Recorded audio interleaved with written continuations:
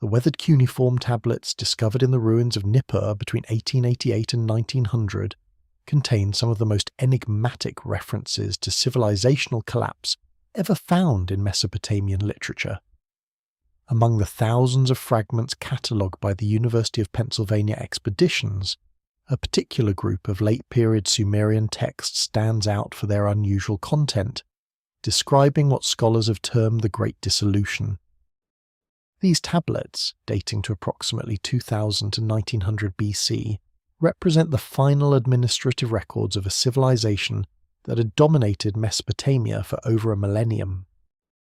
What makes these documents particularly intriguing is not their religious mythology, which remains conventional, but rather their matter-of-fact documentation of systematic abandonment, knowledge preservation, and the establishment of protocols for maintaining civilization through what the texts describe as the time of darkness. The archaeological evidence from Nippur itself supports this narrative of planned withdrawal rather than catastrophic destruction.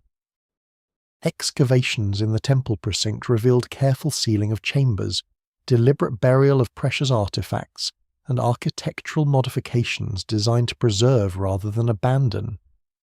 Unlike the violent destruction layers found at sites conquered by warfare, Nippur shows evidence of methodical preparation for long-term closure, suggesting the Sumerian collapse was anticipated, planned for, and systematically managed by those who understood it was inevitable. The most significant of these collapse records, designated as CBS 10673 in the University Museum's collection, contains a detailed account written in archaic Sumerian script that differs markedly from contemporary administrative documents. The tablet opens with standard invocations to Enlil and the Divine Assembly, but quickly transitions into what can only be described as procedural instructions for civilizational preservation. The text describes the gathering of the Great Council at Nippur during the final years of Sumerian dominance, where decisions were made regarding the preservation of essential knowledge, the selection of human custodians, and the establishment of hidden repositories that would safeguard accumulated wisdom through the coming period of decline. The document measures approximately 23 centimeters in height and 15 centimeters in width, with text covering both obverse and reverse surfaces in densely packed cuneiform characters. Unlike typical administrative tablets that record grain distributions, livestock inventories, or labour assignments, this text employs specialised terminology that appears nowhere else in the Sumerian corpus.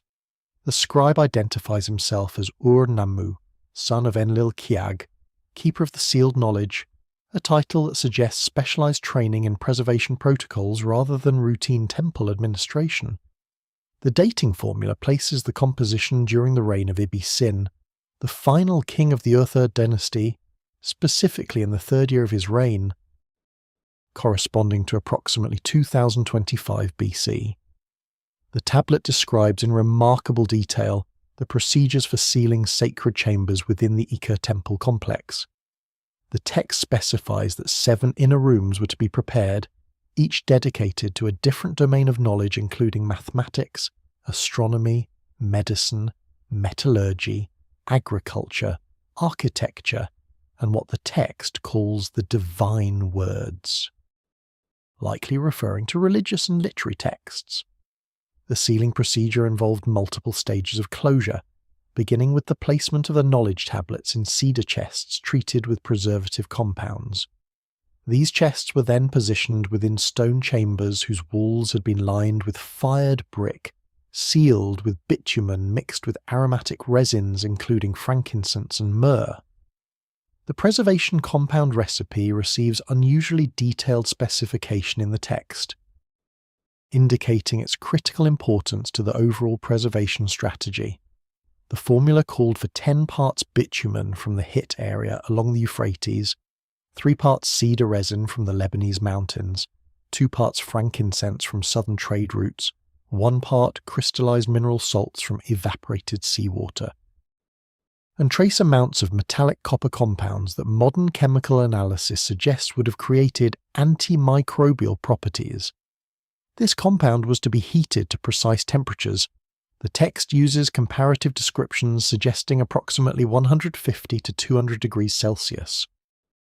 Then applied in multiple thin layers rather than single thick coatings, the selection criteria for human custodians detailed in the tablet reveal a sophisticated understanding of a knowledge transmission across generational timescales. Candidates had to demonstrate mathematical proficiency through standardized tests involving complex multiplication and division using the Sumerian base 60 system. They were required to recite from memory extensive passages of astronomical observations. Specifically, the rising and setting times of key stars throughout the annual cycle. Medical knowledge was assessed through practical demonstrations of wound treatment and medicinal plant identification. Most significantly, candidates underwent character evaluation by existing custodian priests who assessed their discretion, loyalty, and resistance to external pressure. Qualities essential for maintaining secrecy about hidden repositories during periods of political instability. The tablet concludes with instructions for maintaining contact between custodian lineages across different temple sites. A communication protocol was established requiring annual gatherings at Nippur during the spring equinox, when representatives from Ur, Uruk, Eridu, Lagash, and other major cities would convene to share preservation reports and coordinate knowledge transmission activities. These gatherings were to continue regardless of political circumstances, even if individual cities fell under foreign control or suffered temporary abandonment. The final lines of the text contain what appears to be an oath formula binding custodians to their preservation duties across unlimited generations, until such time as the divine assembly should return or human civilization achieve sufficient stability to warrant knowledge release. Excavations at Nippur conducted by the University of Pennsylvania between 1888 and 1900, and later by the Oriental Institute of Chicago through the 1950s, revealed physical evidence that precisely matches the textual descriptions of planned abandonment. The Eka Temple Complex, sacred to Enlil and the administrative center of Sumerian religious authority, showed no signs of violent destruction or hasty flight. Instead, archaeologists discovered elaborate sealing techniques applied to inner chambers, with doorways blocked using specialized mortar compounds that included cedar resin, bitumen, and metallic salts designed to prevent deterioration over extended periods. The Pennsylvania expedition, led by John Punnett Peters and later by Hermann Hilbrecht, initially focused on recovering cuneiform tablets for translation and study. However, their excavation reports describe encountering sealed doorways in the deepest levels of the temple complex that required extraordinary effort to breach. The excavators noted that these seals employed construction techniques that differed substantially from normal Mesopotamian building practices, rather than simple mud brick blocking. The sealed passages incorporated carefully fitted fired bricks set in thick mortar that had hardened over millennia to stone-like consistency. Chemical analysis of seal mortar samples conducted by the University of Pennsylvania's Materials Science Department in the 1970s revealed the sophisticated compound described in the administrative tablets. The analysis identified bitumen as the primary binding agent, comprising approximately 60 to 70% of the mixture. Cedar resin contributed 15 to 20%, while frankincense and myrrh together accounted for another 10%. The remaining components included crystallized sodium chloride, trace amounts of copper oxide, and unidentified organic compounds that had degraded beyond chemical identification. The copper oxide concentration, while minimal, would have created conditions hostile to bacterial and fungal growth, significantly extending the preservation life of any organic materials sealed within the chambers. The Oriental Institute's excavations under the direction of Donald McCown in the 1950s employed more systematic archaeological methods that revealed the full extent of the sealed chamber system.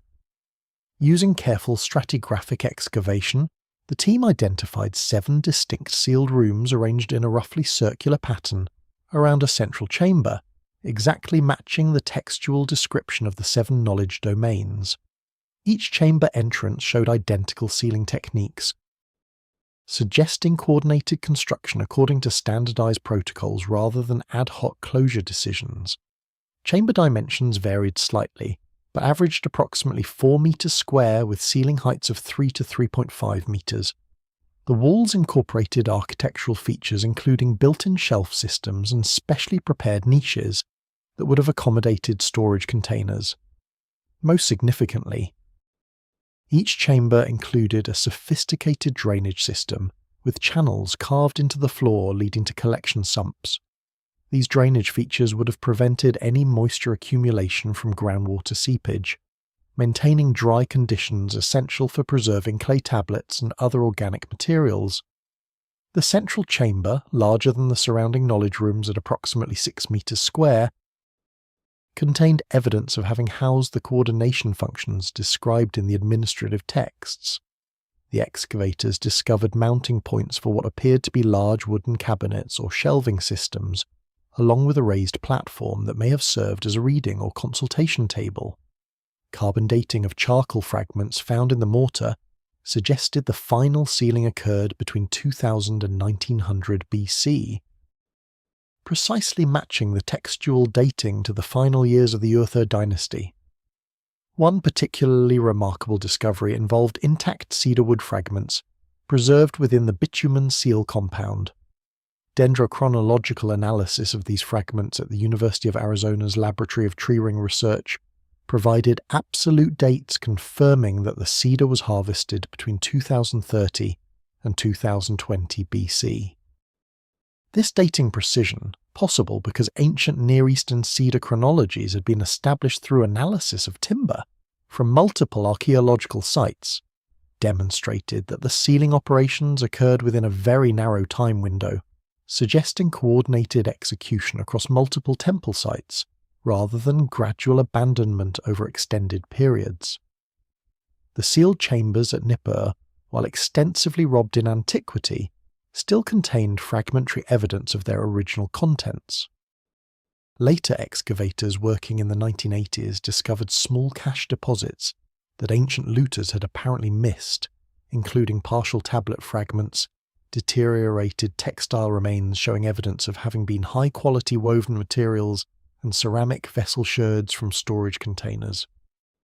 The tablet fragments, though severely damaged, preserved portions of astronomical observation records and mathematical calculation tables that matched the knowledge domain organization described in the administrative texts. Multiple cuneiform sources from the final Sumerian period provide converging evidence for the collapse timeline, creating a remarkably detailed chronology of civilizational decline. The lamentation over the destruction of Ur, composed around 2000 BC, describes not a sudden catastrophe, but a gradual withdrawal of divine presence and administrative capability. The text refers to Enlil's decision to abandon the land, Anu's turning away his face, and the systematic departure of protective deities from major urban centres across Mesopotamia. The lamentation exists in multiple copies, suggesting it was widely circulated and recognised as an important historical document rather than merely literary composition. The most complete version, Tabletny 4138 from the Istanbul Archaeological Museums, preserves over 400 lines of text describing the decline and fall of Ur in systematic detail. The composition follows a clear chronological structure, beginning with descriptions of divine displeasure and administrative dysfunction, progressing through economic crisis and military threats, and culminating in the city's abandonment and the dispersal of its population. The opening sections describe Enlil's decision to destroy the city, but careful reading reveals this destruction was not physical annihilation, but rather withdrawal of divine protection and administrative oversight. The text states that Enlil called the storm away from Sumer, meaning he removed the beneficial aspects of his power that had previously supported agricultural productivity and political stability. Nanna, the moon god and patron deity of Ur, is described as no longer paying attention to his city, abandoning his shrine, and allowing the divine ordinances to be overturned. These descriptions employ administrative terminology, suggesting systematic dismantling of institutional structures rather than catastrophic destruction. The economic dimensions of the collapse receive extensive treatment in the Lamentations' middle sections. The text describes granaries standing empty, fields lying fallow, and irrigation canals filling with silt. Trade routes are described as cut off, with merchants no longer bringing goods from distant lands. The temple complexes that had served as economic redistribution centres are described as their treasuries depleted, their workshops silent, and their labour forces dispersed. These descriptions correspond closely with administrative tablets from the final years of Ur III that document declining grain revenues, reduced temple employment, and the cessation of major construction projects. The military crisis receives more dramatic treatment, with vivid descriptions of Elamite and Amorite invaders penetrating Sumerian territory and besieging major cities. However, the text makes clear that military defeat was consequence rather than cause of the collapse, resulting from the prior withdrawal of divine protection and breakdown of administrative systems. The invaders are described as overwhelming defences that had become inadequate, taking advantage of political fragmentation and economic weakness rather than defeating a functioning state at the height of its power. The Lamentations' concluding sections describe the systematic abandonment of Ur, with its population dispersing to other cities or joining nomadic groups in the surrounding territories. Significantly, the text does not describe massacre or enslavement, but rather voluntary departure as living conditions became untenable. The temples are described as falling silent, their rituals ceasing, and their sacred precincts becoming places of desolation where foxes and dogs roam freely. Yet even in describing this abandonment, the text maintains hope for eventual restoration, concluding with prayers that Nana will return to his city and that Enlil will once again turn his face favourably towards Sumer. Complementary evidence for the collapse timeline comes from the Sumerian king list, particularly its treatment of the Ur III dynasty. The list provides regnal lengths for each of the 5 kings of Ur III. Ur-Nammu reigned 18 years, Shulgi 48 years, Amarsin 9 years, Shusin 9 years, and Ibisin 24 years. These figures, totaling 108 years, can be correlated with absolute chronology through astronomical observations recorded in administrative texts, placing the dynasty from approximately 2112 to 2004 BC. The notation following Ibisin's reign states simply that Ur was smitten with weapons, and its kingship carried off to Yaisin, acknowledging the end of Sumerian political dominance without elaborate explanation. Economic tablets from the final decades of Ur III provide the most detailed evidence for the collapse timeline through their documentation of administrative breakdown. The Drehem archive, containing tens of thousands of tablets recording temple livestock management, shows clear progression of institutional decay. Early tablets from the reign of Shulgi demonstrate sophisticated administrative systems with accurate record-keeping, efficient resource allocation, and coordinated activities across vast geographical areas. Tablets from Amarsin's reign show declining administrative precision with increased recording errors, inconsistent procedures, and evidence of reduced central control. By Ibisin's reign, the Drehem tablets document near-total administrative collapse, with sporadic recording, abandonment of standardized procedures, and cessation of coordination between temple facilities. Date formulas used in administrative tablets provide additional chronological precision for the collapse. Mesopotamian scribes dated documents by reference to significant events during each regnal year, such as the king destroyed the city of X or the temple of Y was built. Analysis of these date formulas from the final year 3 years reveals increasingly desperate circumstances. Year names from Ibisin's reign include the year the Elamites were repelled, the year the wall of the land was built, and ominously the year when the gods returned Ibisin to Ur, suggesting the king had been forced to flee his capital and later returned under unclear circumstances. The transition from Sumerian to Akkadian dominance represents one of history's most significant linguistic and cultural shifts, yet the Cuneiform records reveal this was not a conquest, but a planned succession. Tablets from the Sargonic period, particularly those discovered at Nippur and Eridu, demonstrate that Akkadian administrators were systematically trained in Sumerian temple schools for generations before assuming full authority. Administrative texts from the reign of Sargon of Akkad show Sumerian priests deliberately teaching Akkadian scribes the sacred knowledge, mathematical systems, and astronomical calculations that had been developed over millennia. The linguistic transformation from Sumerian to Akkadian occurred gradually over several centuries rather than through sudden replacement. Bilingual texts from the Old Akkadian period, dating from approximately 2350 to 2150 BC, show Akkadian scribes learning to write both languages with equal facility. These educational tablets, discovered in substantial numbers at Nippur, present Sumerian texts with interlinear Akkadian translations, creating comprehensive dictionaries that enabled knowledge transfer across the linguistic boundary. The systematic nature of these bilingual compilations indicates deliberate educational policy rather than ad hoc translation efforts. Administrative tablets from Girsu dating to the Sargonic period reveal that temple bureaucracies operated bilingually during the transition, with some documents composed entirely in Sumerian, others in Akkadian, and many mixing both languages within single texts.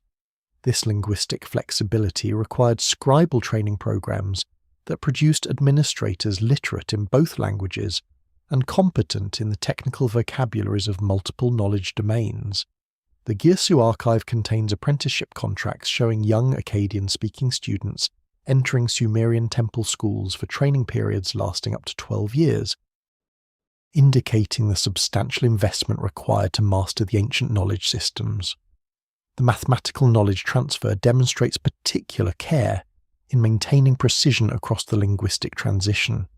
Sumerian mathematical texts employed a sophisticated base 60 positional notation system that enabled complex calculations involving fractions, roots, and astronomical computations. Akkadian mathematical tablets from the Old Babylonian period, approximately 2000 to 1600 BC, preserve this Sumerian mathematical framework entirely intact, even retaining Sumerian terminology for technical concepts. The mathematical table texts, including multiplication tables, reciprocal tables, and metrological conversion tables, appear in both pure Sumerian versions and Sumerian Akkadian bilingual editions that enabled Akkadian speakers to access the accumulated mathematical knowledge. Astronomical knowledge transfer required even more extensive coordination between Sumerian and Akkadian scholarly communities. The observational astronomy developed by Sumerian temple observers over many centuries produced detailed star catalogues, planetary movement records, and eclipse prediction methods that represented irreplaceable empirical data. Akkadian astronomical texts from the Old Babylonian period demonstrate complete mastery of these Sumerian observational traditions, including the use of Sumerian star names, constellation designations, and measurement systems. The astronomical compendium known as Mel Apin, though preserved primarily in first millennium copies, clearly derives from observational programs initiated during the Sumerian period and maintained without interruption through the linguistic transition. The preservation of literary and religious texts demonstrates deliberate cultural policy to maintain Sumerian civilization's intellectual heritage. The scribal schools of the Old Babylonian period, particularly those at Nippur and Eridu, made systematic copies of Sumerian literary compositions including myths, hymns, lamentations, and wisdom literature. These copying activities were not mere preservation of historical documents, but active educational practice, with students learning Sumerian language and literature as essential components of scholarly training. The standard curriculum included memorization of Sumerian literary classics, composition of Sumerian poetry according to traditional forms, and analysis of ancient religious texts. The institutional continuity between Sumerian and Akkadian administrations becomes evident through analysis of temple archive practices. The archival organization systems developed by Sumerian administrators, including tablet classification methods, storage protocols, and retrieval procedures, were adopted wholesale by Akkadian successors. Temple archives at sites including Nippur continued operating according to Sumerian organizational principles for centuries after Akkadian became the dominant administrative language, ensuring that accumulated documentary evidence remained accessible despite linguistic change. The training of Akkadian scribes in Sumerian astronomical techniques enabled the continuation and expansion of observational programs that required generational continuity. The prediction of lunar eclipses, for example, required observational records spanning multiple Saros cycles of 18 years each. The successful transfer of these long-term astronomical programs from Sumerian to Akkadian observers demonstrates coordinated succession planning that prioritized knowledge continuity over ethnic or linguistic identity. Geological and climatological evidence reveals that the Sumerian collapse coincided with significant environmental changes that severely impacted the agricultural foundation of Mesopotamian civilization. Sediment core analysis from the Persian Gulf conducted by German research teams in the 1980s revealed a dramatic shift in river discharge patterns around 2000 BC, indicating reduced water flow in both the Tigris and Euphrates. This hydrological crisis corresponded exactly with administrative tablets from Lagash Nimr that document increasingly desperate disputes over irrigation water allocation. The sediment cores, extracted from multiple locations in the northern Persian Gulf by research vessels operated by the Guiomar Helmholtz Center for Ocean Research, provided continuous environmental records spanning the past 6,000 years. Analysis of sediment grain sizes, mineralogical composition, and organic content enabled reconstruction of river discharge volumes with remarkable precision. The cores showed that between 2200 and 2000 BC, sediment deposition rates decreased by approximately 30 to 40%, indicating substantially reduced water flow from Mesopotamian rivers into the Persian Gulf. This hydrological decline resulted from complex interactions between reduced precipitation in the Tigris-Euphrates headwaters and increased evaporation rates in the Mesopotamian lowlands.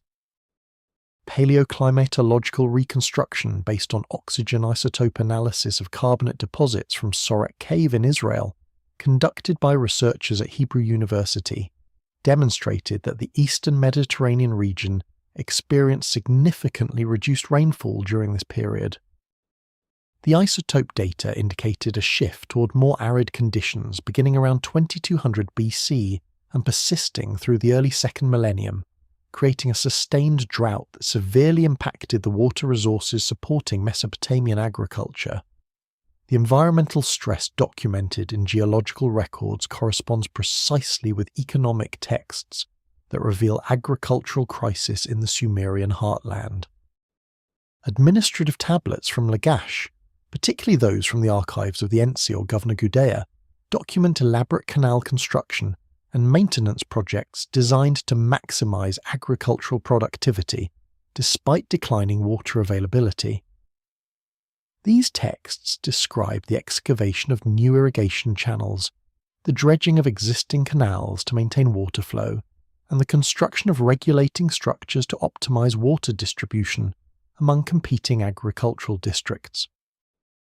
The intensity of water management efforts increased dramatically during the final Sumerian period, suggesting that maintaining agricultural productivity required increasingly sophisticated and labor-intensive irrigation systems. Tablets from the Ur-3 period describe the mobilization of tens of thousands of workers for canal maintenance projects, with labor obligations consuming substantial percentages of available workforce capacity. The economic burden of these irrigation maintenance requirements contributed to the fiscal crisis that undermined Sumerian administrative capabilities during the collapse period. Soil salinization represented another environmental factor that progressively degraded agricultural productivity in southern Mesopotamia. The accumulation of salts in irrigated soils results from evaporation of irrigation water, which leaves dissolved minerals concentrated in the root zone where they inhibit plant growth. Ancient Mesopotamian agricultural texts demonstrate awareness of salinization problems through their recommendations for crop rotation, fallow periods, and the cultivation of salt-tolerant barley varieties rather than more salt-sensitive wheat. Archaeological evidence for salinization comes from systematic surveys of ancient field systems in southern Iraq, conducted by Robert McAdams and Hans Nissen during the 1970s. These surveys identified extensive areas of white salt efflorescence visible on the modern ground surface, indicating severe salinization that rendered the land unsuitable for agriculture. Comparison of ancient settlement patterns with modern salinization distribution revealed that many areas that supported dense urban populations during the early Sumerian period had become agriculturally marginal by the end of the Ur III dynasty. The economic impact of environmental degradation appears clearly in agricultural production records from temple archives. Grain yield data from the Umma archive, one of the most complete agricultural data sets from ancient Mesopotamia, shows systematic decline in barley production per unit area during the final Ur III decades. Fields that produced 1,200 to 1,500 litres of barley per hectare during the reign of Shulgi yielded only 800 to 1,000 litres per hectare by Ibisin's reign, representing productivity decline of approximately 30 to 40% over 50 years. This agricultural crisis directly undermined the economic foundation supporting Sumerian urban civilization and the elaborate administrative apparatus it required. The most remarkable aspect of the Sumerian collapse was the systematic creation of knowledge repositories designed to preserve essential information through the anticipated Dark Age. Tablet V, AT 18,934 from the Vodoryazhyatisches Museum describes the construction of sealed chambers beneath major temple complexes throughout Mesopotamia, specifically designed to house what the text calls the foundation tablets, comprehensive records of mathematics, astronomy, medicine, and engineering that represented the accumulated knowledge of Sumerian civilization. The tablet, composed during the reign of Shusin, approximately 2037 BC, provides extraordinarily detailed architectural specifications for underground archive construction.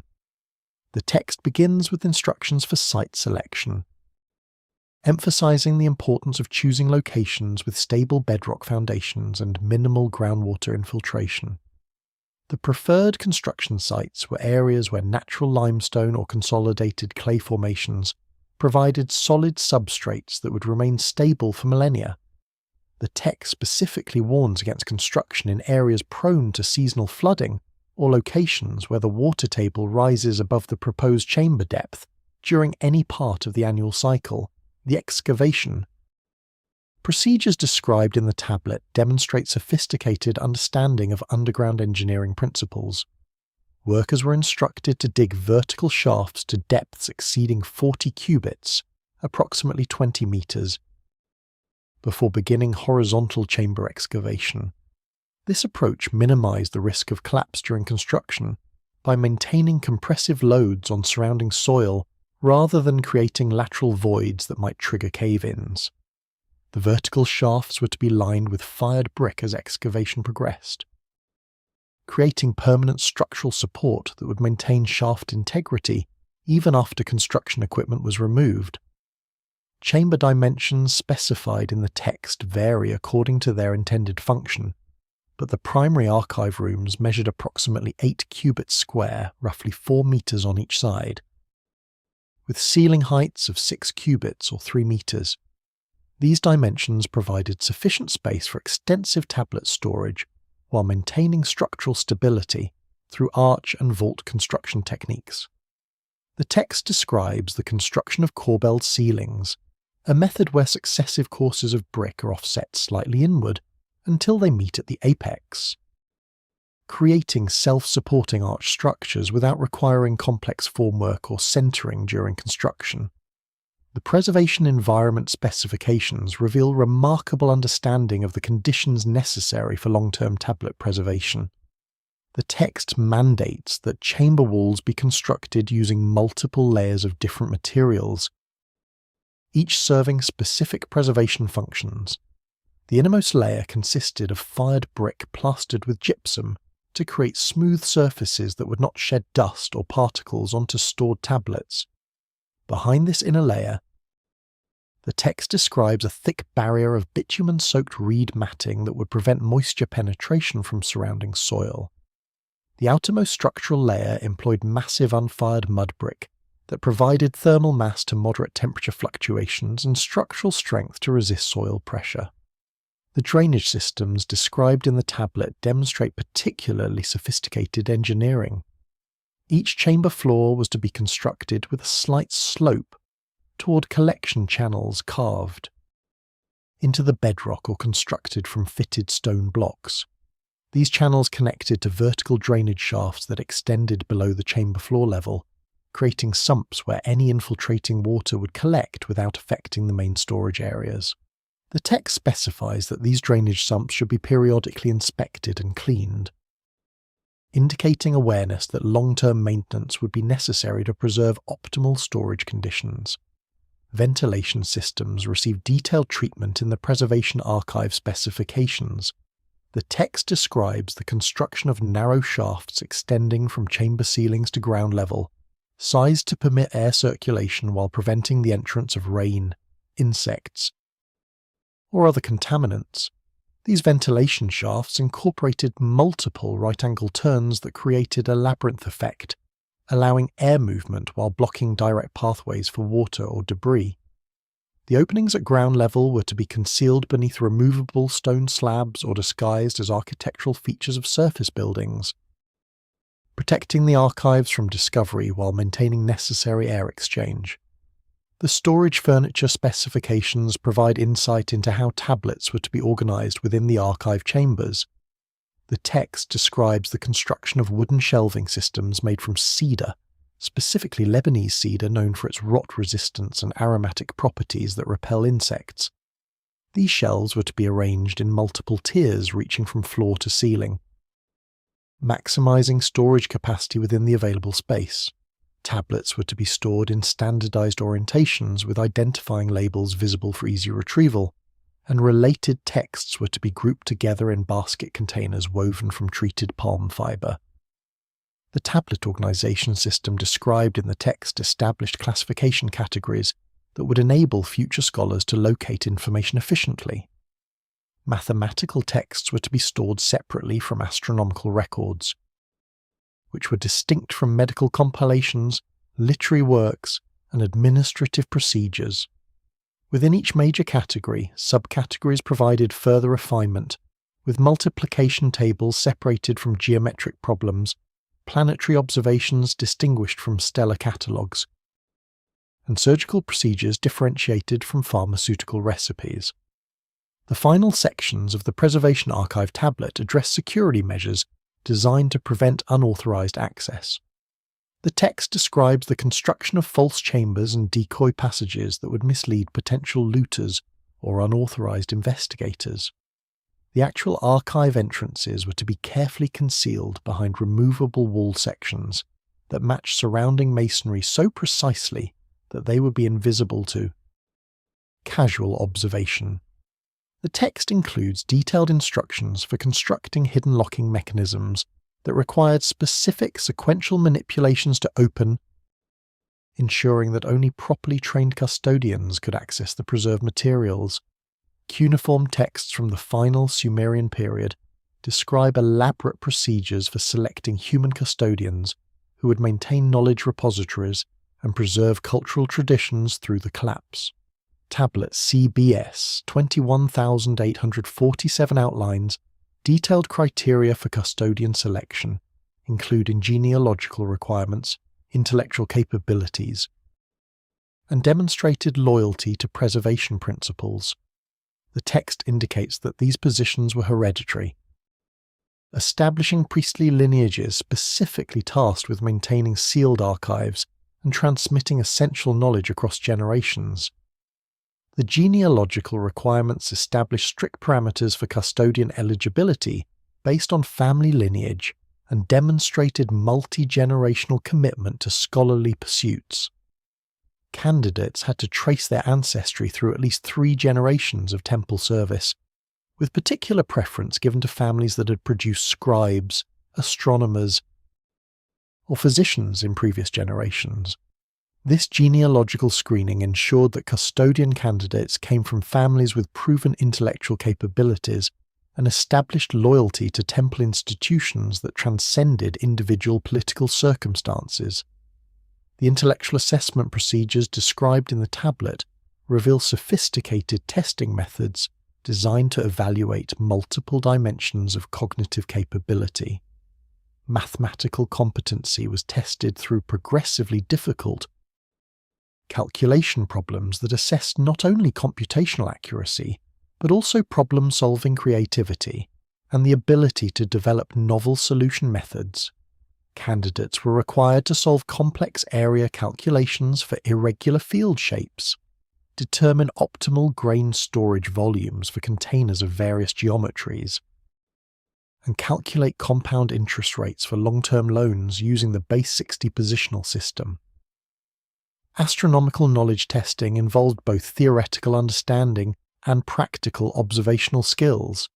Candidates had to demonstrate ability to identify and locate major stars and constellations visible throughout the annual cycle, calculate the dates of lunar and solar eclipses using established prediction methods, and explain the astronomical basis for calendrical calculations. The text describes practical examinations conducted during pre-dawn hours, when candidates were required to identify specific stars rising on the eastern horizon and determine their positions relative to the ecliptic path. Medical knowledge assessment combined theoretical understanding of disease causation with practical diagnostic and treatment capabilities. Candidates were presented with detailed case descriptions of various ailments and required to propose appropriate therapeutic interventions, including pharmaceutical preparations, surgical procedures, and ritual treatments. The text describes how candidates were evaluated on their ability to identify medicinal plants from verbal descriptions or preserve specimens, prepare compound medications according to precise formulations, and explain the theoretical principles underlying various treatment approaches. Literacy testing extended far beyond basic reading and writing abilities to encompass mastery of multiple textual genres and writing styles. Candidates had to demonstrate proficiency in both Sumerian and Akkadian languages, read and interpret archaic script forms from earlier periods, and produce texts in various literary styles, including administrative documents, religious hymns, historical narratives, and technical manuals. The examination included dictation exercises, where candidates had to accurately record complex technical terminology and reproduce specialized sign forms used in mathematical or astronomical contexts. The character assessment procedures reveal sophisticated understanding of psychological qualities necessary for long-term custodial responsibilities. Candidates underwent extended observation periods, during which their responses to various situations were evaluated by senior custodians. The text describes how candidates were deliberately placed in situations involving conflicting loyalties, opportunities for personal gain at the expense of custodial duties, and pressure to reveal confidential information. Those who demonstrated consistent prioritization of preservation responsibilities over personal interests, maintained discretion regarding sensitive knowledge, and resisted external pressure were deemed suitable for custodian roles.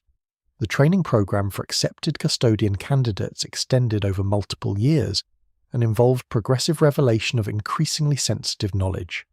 Initial training focused on practical archive maintenance, including proper handling of clay tablets, recognition of deterioration signs requiring preservation interventions, and procedures for environmental monitoring within sealed chambers. Intermediate training introduced candidates to catalogue systems, retrieval procedures, and the organization principles governing different knowledge domains. Advanced training revealed the locations of hidden archives, the methods for accessing sealed chambers, and the protocols for knowledge transmission to future custodian generations. The hereditary nature of custodian positions created dynasty-like successions of knowledge guardians within specific family lines. The tablet describes how custodian fathers were responsible for identifying suitable sons for training, typically beginning instruction during early adolescence to allow sufficient time for mastery of required knowledge before assuming full responsibilities. In families where male heirs proved unsuitable or unavailable, the text acknowledges provisions for training daughters or adopting qualified candidates from collateral family branches, indicating flexibility within the hereditary framework to ensure continuity of capable guardianship. The oath formulas binding custodians to their preservation duties employed both religious and legal language to create multiple layers of obligation. Custodians swore before the assembled divine council, particularly Nisaba, the goddess of writing, and Nabu, the god of wisdom, to maintain archive security, transmit knowledge accurately to successors, and prioritize preservation duties above personal welfare or external political pressures. The legal components of the oath created enforceable contracts with temple institutions that could result in property confiscation or exile for custodians who violated their commitments. The coordination mechanisms between custodians at different sites created a network of knowledge preservation that transcended individual archives or local political jurisdictions. The text describes annual gatherings where custodians from major temple cities convened to share information about archive conditions, discuss preservation challenges, coordinate responses to political threats, and ensure consistency in knowledge transmission methods. These gatherings also served as opportunities for cross-training, where custodians specializing in different knowledge domains could share expertise and develop backup capabilities in case individual lineages failed. Archaeological investigation of sites mentioned in the preservation texts has confirmed the existence of sophisticated underground complexes that match textual descriptions with remarkable precision. Excavations at Eridu, conducted by the Iraqi Department of Antiquities between 1946 and 1949, uncovered sealed chambers extending over 40 meters below the temple foundation. These chambers incorporated advanced engineering features including corbelled ceilings with metallic reinforcement, raised floor platforms with integrated drainage systems, and ventilation shafts that maintained air circulation without external openings. The Eridu excavations, directed by Fuad Safar and Seaton Lloyd, initially focused on the temple sequence visible at ground level, which revealed 17 distinct building phases spanning from the Ubaid period around 5000 BC through the early 2nd millennium BC.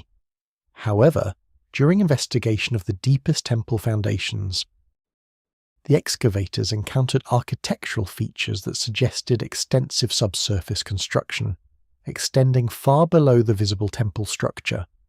Ground-penetrating surveys conducted using primitive sonic methods available in the 1940s indicated the presence of substantial voids beneath the temple platform. The decision to excavate these deep levels required extraordinary engineering efforts to prevent collapse of overlying structures and ensure excavator safety. The Archaeological team constructed reinforced vertical shafts following the ancient builders' apparent approach, using modern steel framework to support shaft walls as they descended through successive strata of accumulated debris, collapsed architecture, and virgin soil. At approximately 25 meters depth, the excavators encountered the first sealed chamber entrance, marked by a precision-fitted stone doorway that had been mortared shut using the bitumen resin compound described in preservation texts.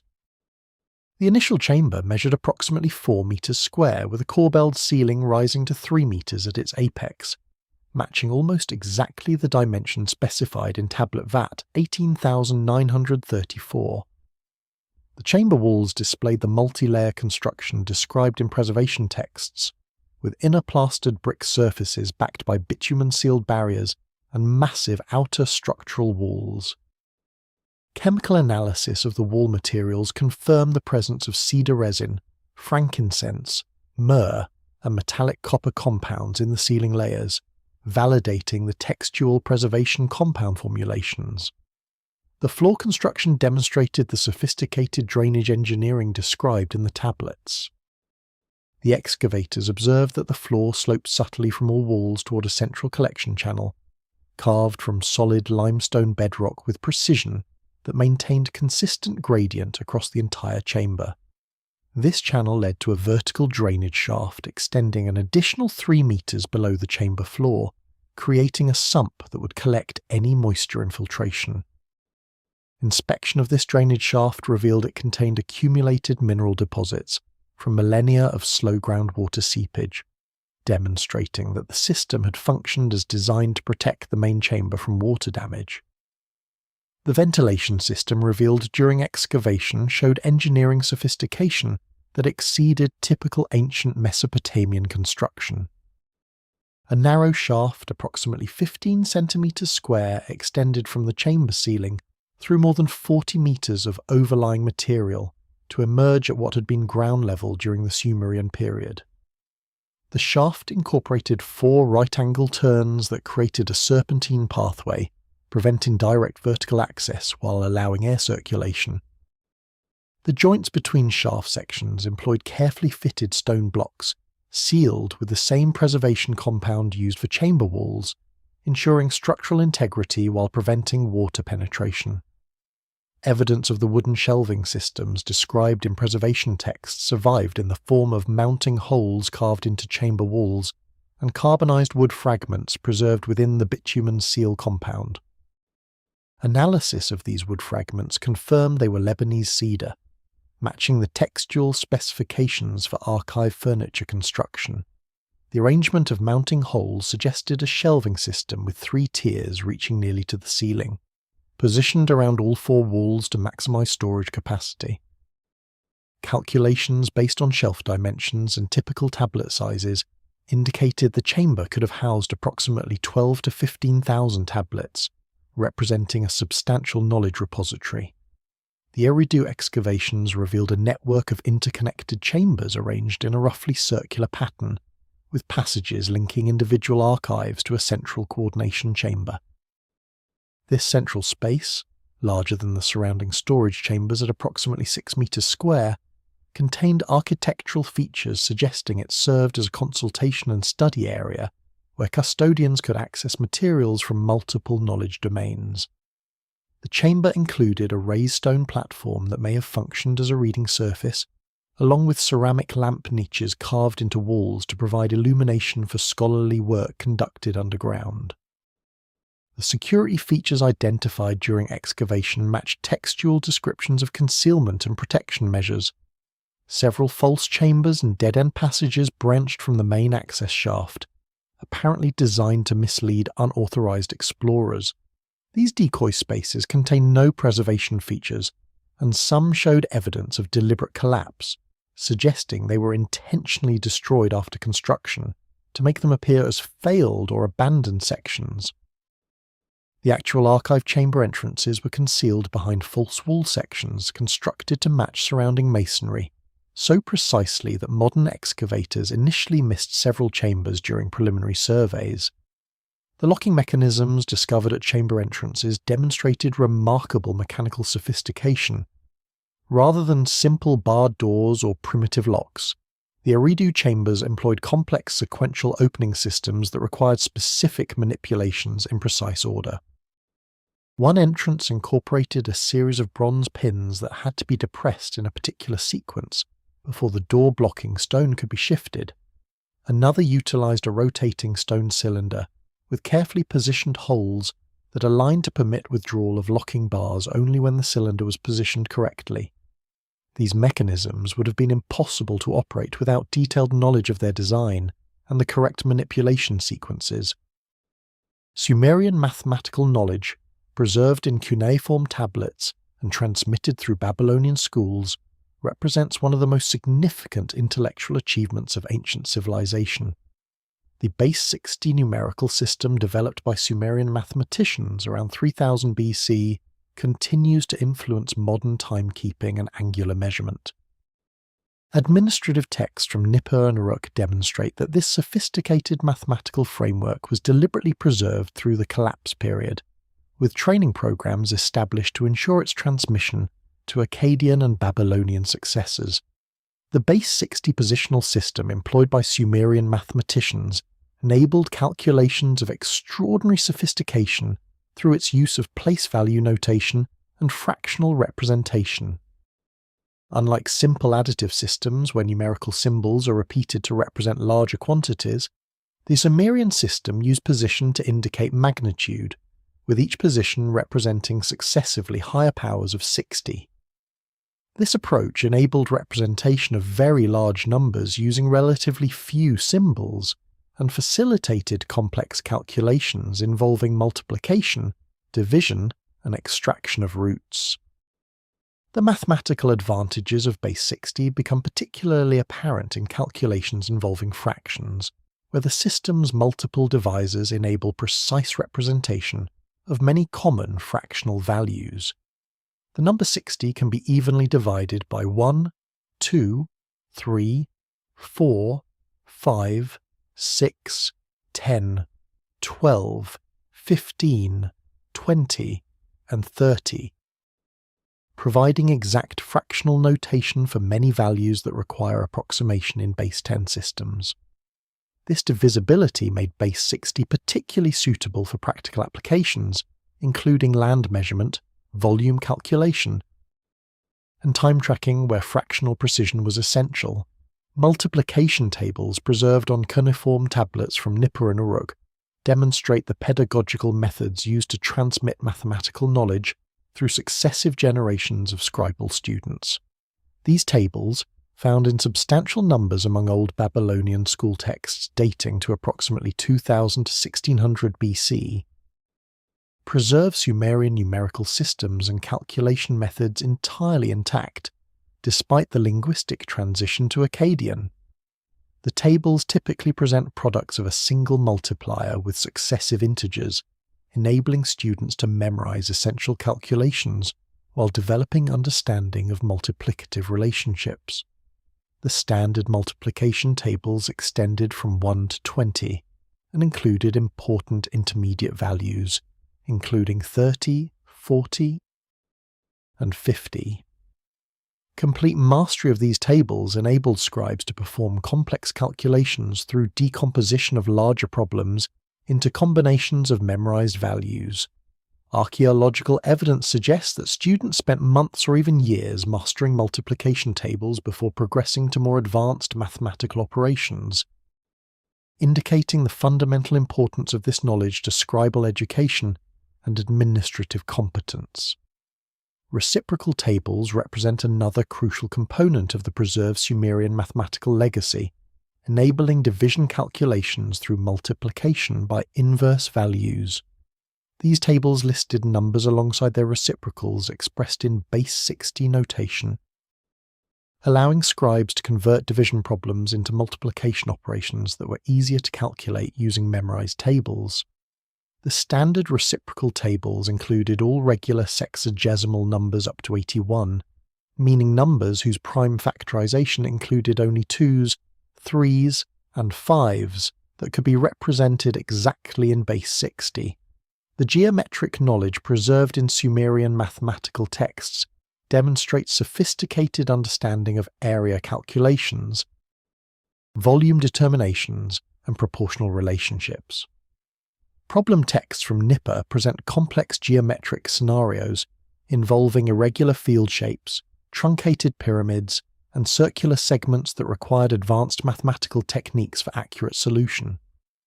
These problems were not merely theoretical exercises, but practical applications drawn from real administrative contexts, including land surveying, construction planning, and resource allocation. One particularly significant mathematical achievement preserved from the Sumerian period involves the approximation of square roots for non-perfect squares. Tablet Y, BC 7289 from the Yale Babylonian collection contains a geometric diagram showing a square with its diagonal, accompanied by numerical notations that demonstrate understanding of the relationship between a square's side length and diagonal length. The calculations on this tablet approximate the square root of 2 to 4 sexagesimal places, equivalent to 6 decimal places of accuracy, demonstrating mathematical sophistication that would not be surpassed until the Greek period over a millennium later. The preservation of mathematical knowledge through the Sumerian collapse required not only maintaining texts, but ensuring continued understanding of underlying principles and calculation methods. Babylonian scribal schools achieved this through comprehensive curricula that integrated mathematical training with practical administrative applications.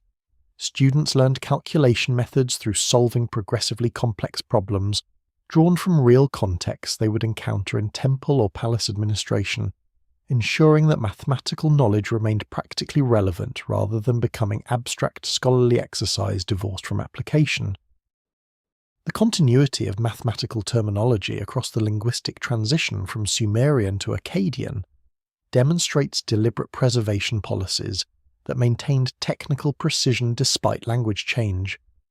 Many mathematical terms remained in Sumerian even within otherwise Akkadian texts, creating a specialized technical vocabulary that preserved original conceptual frameworks. This terminological conservation extended to measurement units, geometric concepts, and calculation procedures that retained Sumerian designations for centuries after Sumerian ceased being a spoken language. The astronomical knowledge accumulated by Sumerian observers over centuries of systematic sky watching formed a crucial component of the preserved intellectual legacy. The Mol-Apin Astronomical Compendium, though compiled in Babylonian copies from the first millennium BC, clearly derives from much earlier Sumerian observational records. The text contains star catalogues, planetary movement calculations, and eclipse prediction methods that demonstrate extraordinary sophistication in celestial mechanics. The mul.apin text, whose title translates as the plough star referring to the constellation Triangulum, represents a comprehensive astronomical reference that synthesized centuries of accumulated observations into a systematic framework for understanding celestial phenomena. The text survives in multiple Babylonian copies, the most complete being tablets from the library of Ashurbanipal at Nineveh, dating to the 7th century BC. However, linguistic analysis and astronomical content clearly indicate the text compiled observational data and calculation methods developed during the Sumerian and Old Babylonian periods, approximately 2000 to 1500 BC. The star catalogue section of mul.apin lists approximately 66 stars and constellations, organized by their positions relative to the celestial equator and their rising times throughout the year. The catalogue divides the sky into 3 regions called the paths of Enlil, Anu and Ea, corresponding roughly to northern, equatorial and southern celestial zones. Each star or constellation receives designation by name, description of its position relative to other celestial objects, and timing information about its heliacal rising, the date when it first becomes visible rising before dawn, after a period of invisibility due to proximity to the sun. The precision of rising date calculations preserved in mul.apin demonstrates observational accuracy achieved through systematic long-term monitoring programs that required institutional continuity across multiple generations. The text specifies rising dates using the Mesopotamian calendar system, with accuracy typically within 1 or 2 days of modern calculations for the relevant historical period. This precision required not only careful observation, but sophisticated understanding of the relationship between solar and sidereal years. The gradual shift in stellar rising dates caused by the approximately 11-day difference between lunar calendar years and solar tropical years. The planetary sections of mul.apin document the movements of the 5 visible planets Mercury, Venus, Mars, Jupiter and Saturn through the zodiacal constellations. The text describes characteristic behaviors of each planet, including periods of visibility and invisibility, retrograde motions where planets appear to reverse direction against the background stars, and synodic periods, the time intervals between successive similar configurations such as consecutive morning appearances. These observational records required decades of systematic monitoring to establish reliable patterns, as planetary cycles vary in complexity from Venus's relatively simple 8-year pattern to Saturn's 29-year orbital period.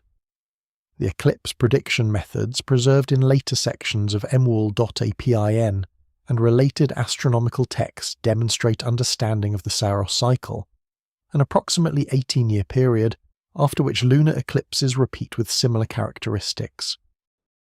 Babylonian astronomers recognized that eclipses occur in families of related events, separated by intervals of 6 months, and that these eclipse families persist for approximately 1200 to 1500 years before fading. This knowledge enabled prediction of eclipse possibilities for specific dates, though successful prediction required access to observational records spanning multiple Saros cycles. The mathematical astronomy required for accurate eclipse prediction demonstrates the integration of observational and computational knowledge within the preserved astronomical legacy. Babylonian astronomers developed arithmetic schemes for calculating lunar and planetary positions based on observed patterns of variation in celestial motions. These schemes employed linear and step functions to approximate the effects of orbital mechanics, achieving prediction accuracy sufficient for calendrical and ritual purposes despite lacking the geometric models of planetary motion that would later be developed by Greek astronomers. The preservation of astronomical knowledge through the collapse period required maintaining both observational traditions and the mathematical tools necessary for analysing celestial data. The institutional continuity of temple observatories enabled unbroken observational programs that spanned the transition from Sumerian to Babylonian civilization, ensuring that crucial long-term data sets remained intact. The transmission of calculation methods through scribal schools ensured that future astronomers possessed the mathematical capabilities necessary to interpret accumulated observations and extend astronomical predictions into future time periods. Sumerian medical texts reveal a sophisticated understanding of anatomy, pharmacology, and surgical procedures that was carefully preserved through institutional training programs during the collapse period. The earliest medical compendium, dating to approximately 2000 BC and discovered at Nippur, contains over 200 prescriptions using botanical, mineral, and animal-derived substances. The precision of dosage specifications and the systematic organization of treatments by symptom categories demonstrate clinical knowledge that exceeded simple folk medicine. The Nippur medical tablet, catalogued as CBS 10,405 in the University Museum collection, represents the oldest known systematically organized pharmacological text in human history. The tablet measures approximately 16 centimeters in height and 9 centimeters in width, with text covering both surfaces in small, densely packed cuneiform characters that suggest the scribe was attempting to maximize the amount of information recorded on available space. The composition lacks the typical opening invocations to healing deities found in later Babylonian medical texts, instead beginning directly with treatment protocols organized by affected body regions and symptom categories. The organizational structure of the medical compendium demonstrates sophisticated understanding of clinical categorization principles. Treatments are grouped by anatomical region, beginning with head and proceeding systematically downward through neck, chest, abdomen, and extremities. Within each anatomical category, the text further subdivides conditions by symptom characteristics, including inflammation, pain, discharge, swelling, and functional impairment. This systematic organization enabled practitioners to locate appropriate treatments efficiently based on patient presentation rather than requiring memorization of the entire compendium. The pharmaceutical preparations described in the text employ botanical substances drawn from across the ancient Near East, indicating extensive trade networks that supplied medical practitioners with ingredients from diverse ecological zones. Common ingredients include seeds and resins from plants native to the Mesopotamian floodplain such as cassia and thyme, alongside imported materials including cedar from Lebanon, myrrh from southern Arabia, and various minerals that required long-distance trade connections. The text specifies ingredient preparation methods including grinding, heating, filtering, and fermentation that transformed raw materials into therapeutically active preparations.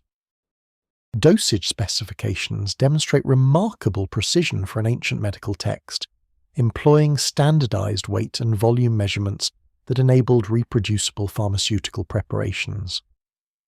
The text uses the Sumerian measurement system, with doses specified in shekels for dry ingredients and in K measures for liquids, typically ranging from fractions of a shekel to several shekels depending on ingredient potency and therapeutic application.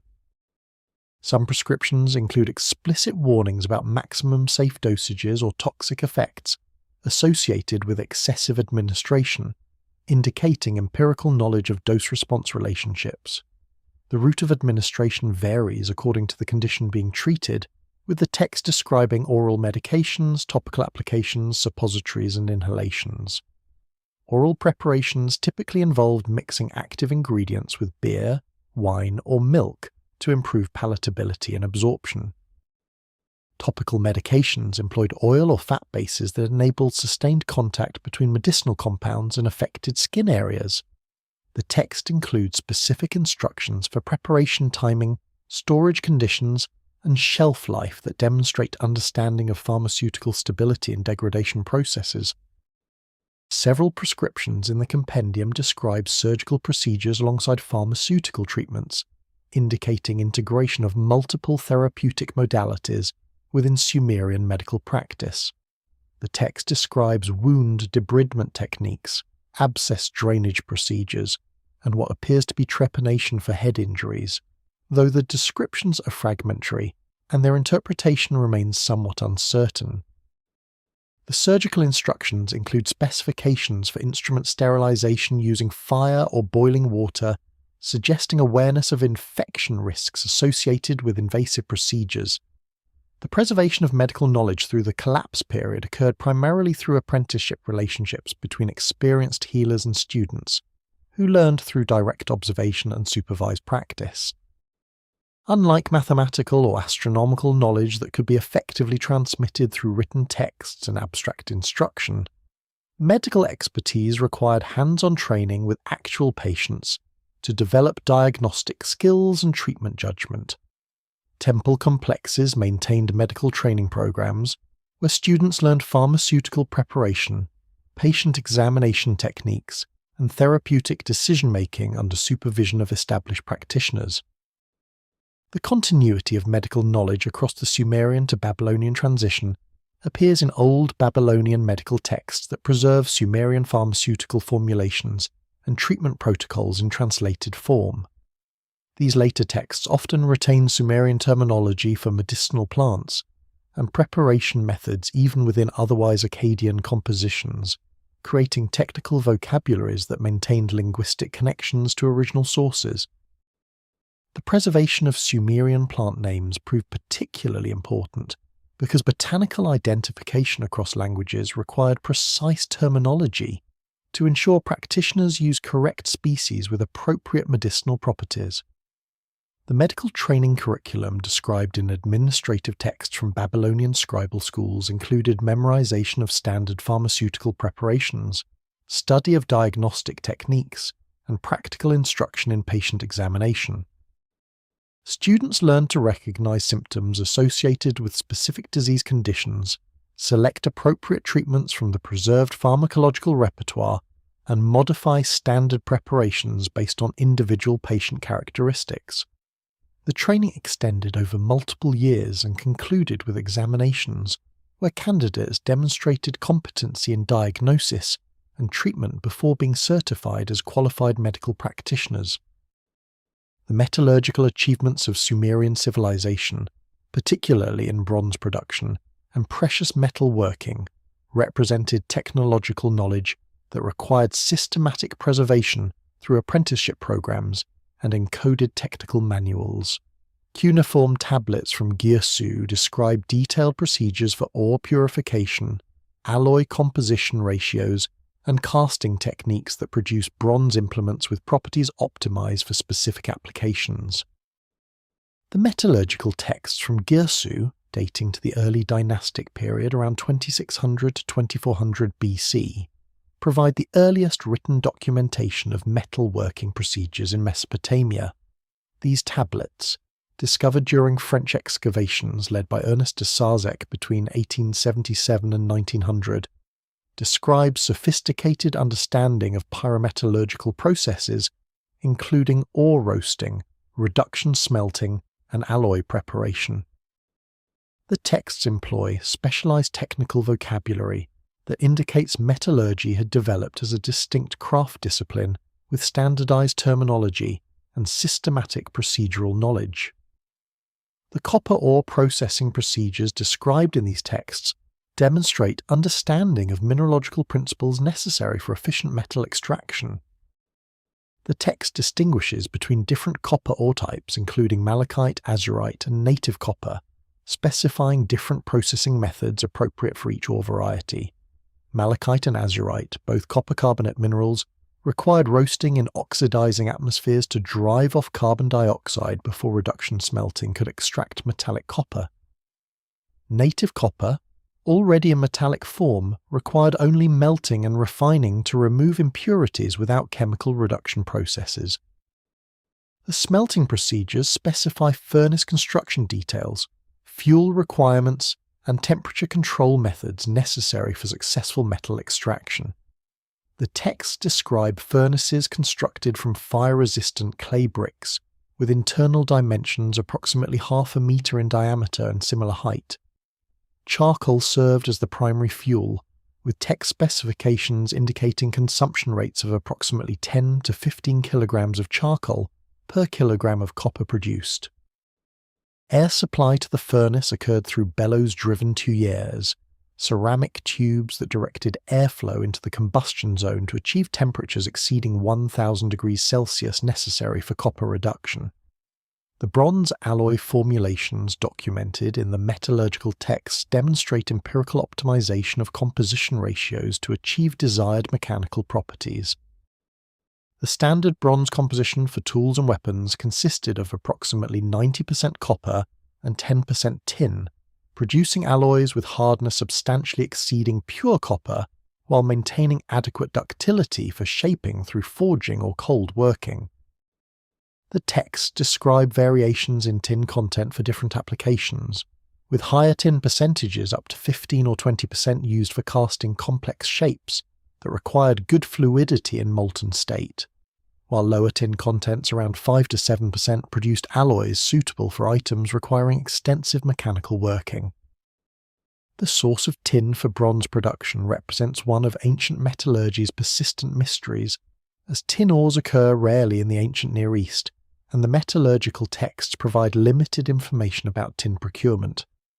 The tablets describe tin as a material obtained through long-distance trade, arriving at Mesopotamian cities from eastern sources that may have included Afghanistan, Central Asia, or possibly even Southeast Asian tin deposits.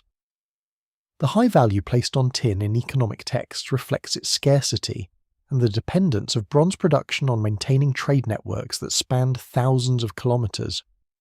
The casting techniques described in the metallurgical texts employed lost wax and piece mold methods that enable production of complex shapes impossible to achieve through forging alone. The lost wax process involved creating a wax model of the desired object, encasing the model in clay to form a mold, heating the assembly to melt and drain the wax while hardening the clay, then pouring molten bronze into the resulting cavity. The text provides detailed specifications for wax composition, mold clay preparation, and pouring temperature control that demonstrate sophisticated understanding of the critical parameters affecting casting quality. The preservation of metallurgical knowledge through apprenticeship systems ensured continuity of practical expertise that could not be fully captured in written technical manuals. Young apprentices entered metalworking workshops during adolescence and spent years learning ore identification, furnace operation, temperature judgment, and quality assessment through direct observation and supervised practice.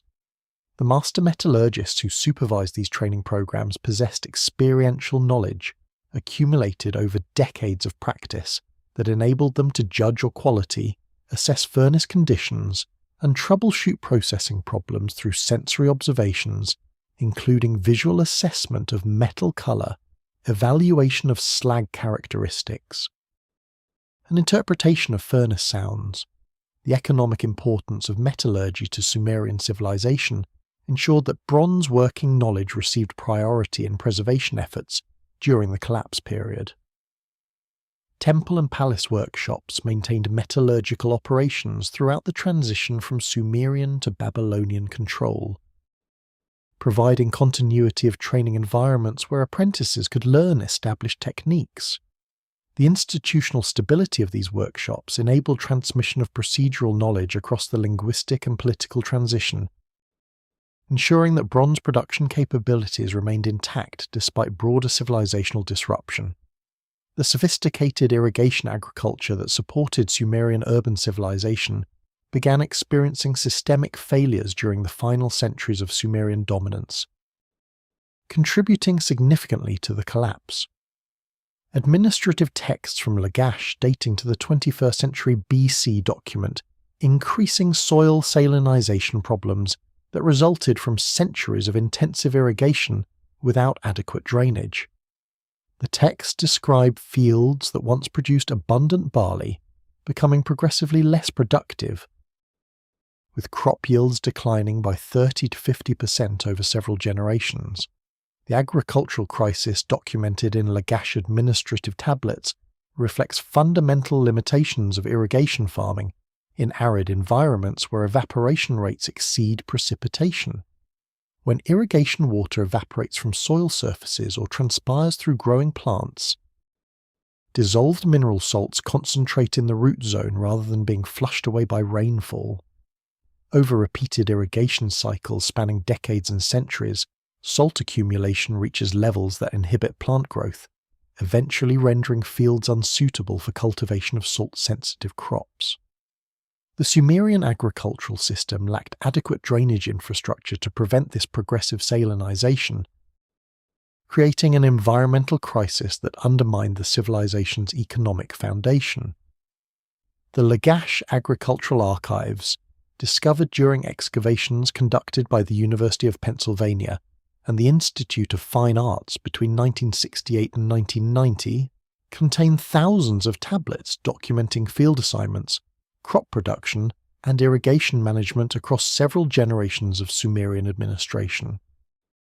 These texts enable reconstruction of agricultural productivity trends with unprecedented detail, revealing systematic decline in barley yields from approximately 1,500 to 2,000 litres per hectare during the early dynastic period, to 800 to 1,000 litres per hectare by the end of the III dynasty. The progression of salinization appears clearly in texts that describe the gradual shift from wheat cultivation to barley as the dominant grain crop throughout southern Mesopotamia. Wheat, more sensitive to soil salinity than barley, became increasingly difficult to cultivate successfully as salt levels rose in agricultural soils. Administrative records from the early dynastic period show wheat and barley produced in roughly equal quantities, while texts from the III period document barley, comprising over 95% of total grain production. This compositional shift reflects agricultural adaptation to degrading soil conditions, with farmers abandoning salt-sensitive wheat in favour of more tolerant barley varieties. The irrigation management texts describe increasingly desperate efforts to maintain agricultural productivity through enhanced water application, canal expansion, and field rotation schemes. Administrators ordered construction of new canals to bring fresh water to salinized fields, attempting to flush accumulated salts from the root zone through increased water volume. However, these interventions often exacerbated salinization problems by raising water tables and increasing evaporation surfaces, creating feedback loops that accelerated rather than reversed soil degradation. The economic consequences of agricultural decline appear in texts documenting reduced temple revenues, decreased ration distributions, and growing fiscal pressure on provincial administrations required to maintain tribute payments despite declining agricultural productivity. The Lagash texts describe how temple complexes that had previously provided extensive social services, including food rations for dependent workers, support for widows and orphans, and maintenance of irrigation infrastructure, were forced to reduce these services as agricultural revenues declined. The reduction in institutional support capabilities undermined social stability and reduced the perceived legitimacy of temple administrations that could no longer fulfill their traditional redistributive functions. The agricultural crisis also affected labour availability for irrigation maintenance, creating another destabilising feedback loop. Maintaining canal systems required enormous labour investments for annual dredging to prevent silt accumulation, repair of canal walls and control structures, and construction of new facilities to expand or optimise water distribution. As agricultural productivity declined, fewer workers could be spared from food production for infrastructure maintenance, resulting in gradual deterioration of irrigation systems that further reduced agricultural efficiency. The salinization problem proved essentially irreversible using technologies available to Sumerian civilization. Effective remediation would have required extensive subsurface drainage systems to lower water tables and remove accumulated salts, construction projects far beyond the capabilities of Bronze Age engineering. The recognition that agricultural decline was progressive and irreversible may have contributed to the systematic preservation efforts documented in the Collapse period tablets, as Sumerian administrators understood their civilization faced environmental constraints that could not be overcome through increased effort or improved management. Economic tablets from the Year 3 period reveal the fiscal crisis that undermined Sumerian administrative capabilities during the final decades before collapse. Temple archives from Drehem, the Central Livestock Administration Facility, document unsustainable tribute requirements imposed on provincial cities to maintain the bureaucratic apparatus. The texts show that temple complexes, which served as both religious and economic institutions, were consuming increasingly large percentages of agricultural production while providing diminishing returns in terms of irrigation maintenance, flood control, and administrative services. The Drehem archive, excavated during American expeditions to Nippur and other sites in the early 20th century, contains over 100,000 tablets documenting livestock management for the Ur III state during the reigns of Shulgi, Amarsin, Shusin, and Ibisin. These texts record the receipt, transfer, and disbursement of cattle, sheep, goats, and other animals that flowed through the central administration as tribute from provincial governors, religious offerings to temples, and rations distributed to dependent workers. The systematic organisation and comprehensive coverage of the Drehem archive enabled detailed reconstruction of Earth III economic policies and their evolution during the final Sumerian period. The tribute assessment system documented in the Drehem texts imposed progressively increasing demands on provincial cities despite declining agricultural productivity that reduced their capacity to meet these obligations. The texts show that during Shulgi's reign, provincial governors delivered livestock tribute at rates that consumed approximately 10 to 15% of local production, levels that appeared sustainable given contemporary agricultural yields. However, by Ibisin's reign, tribute requirements had increased to 25 to 35% of production, creating unsustainable extraction rates that impoverished provincial populations and generated widespread resistance to central authority. The escalating tribute demands reflected the growing costs of maintaining the elaborate bureaucratic apparatus that characterized Ur III administration. The state employed thousands of scribes, administrators, and religious personnel who required support through ration distributions. The temple complexes maintained extensive craft workshops producing textiles, metalwork, pottery, and other manufactured goods that required raw materials and worker support. the military forces necessary to defend Sumerian territory and suppress internal dissent consumed substantial resources. The combination of these administrative, economic and military costs created fiscal pressures that drove tribute assessments to unsustainable levels. The administrative texts reveal that the Sur III government attempted to address fiscal challenges through increased bureaucratic control and more intensive resource extraction, rather than reducing expenditures or reforming inefficient systems. The number of administrative tablets produced per year increased dramatically during the later III period, suggesting expansion of bureaucratic oversight rather than streamlining. This administrative inflation consumed additional resources for scribe training, tablet production, and archive maintenance while providing diminishing marginal benefits in terms of economic efficiency or revenue generation. The reduction in public services provided by temple institutions appears clearly in texts, documenting decreased irrigation maintenance, reduced food rations, and curtailed social support programs.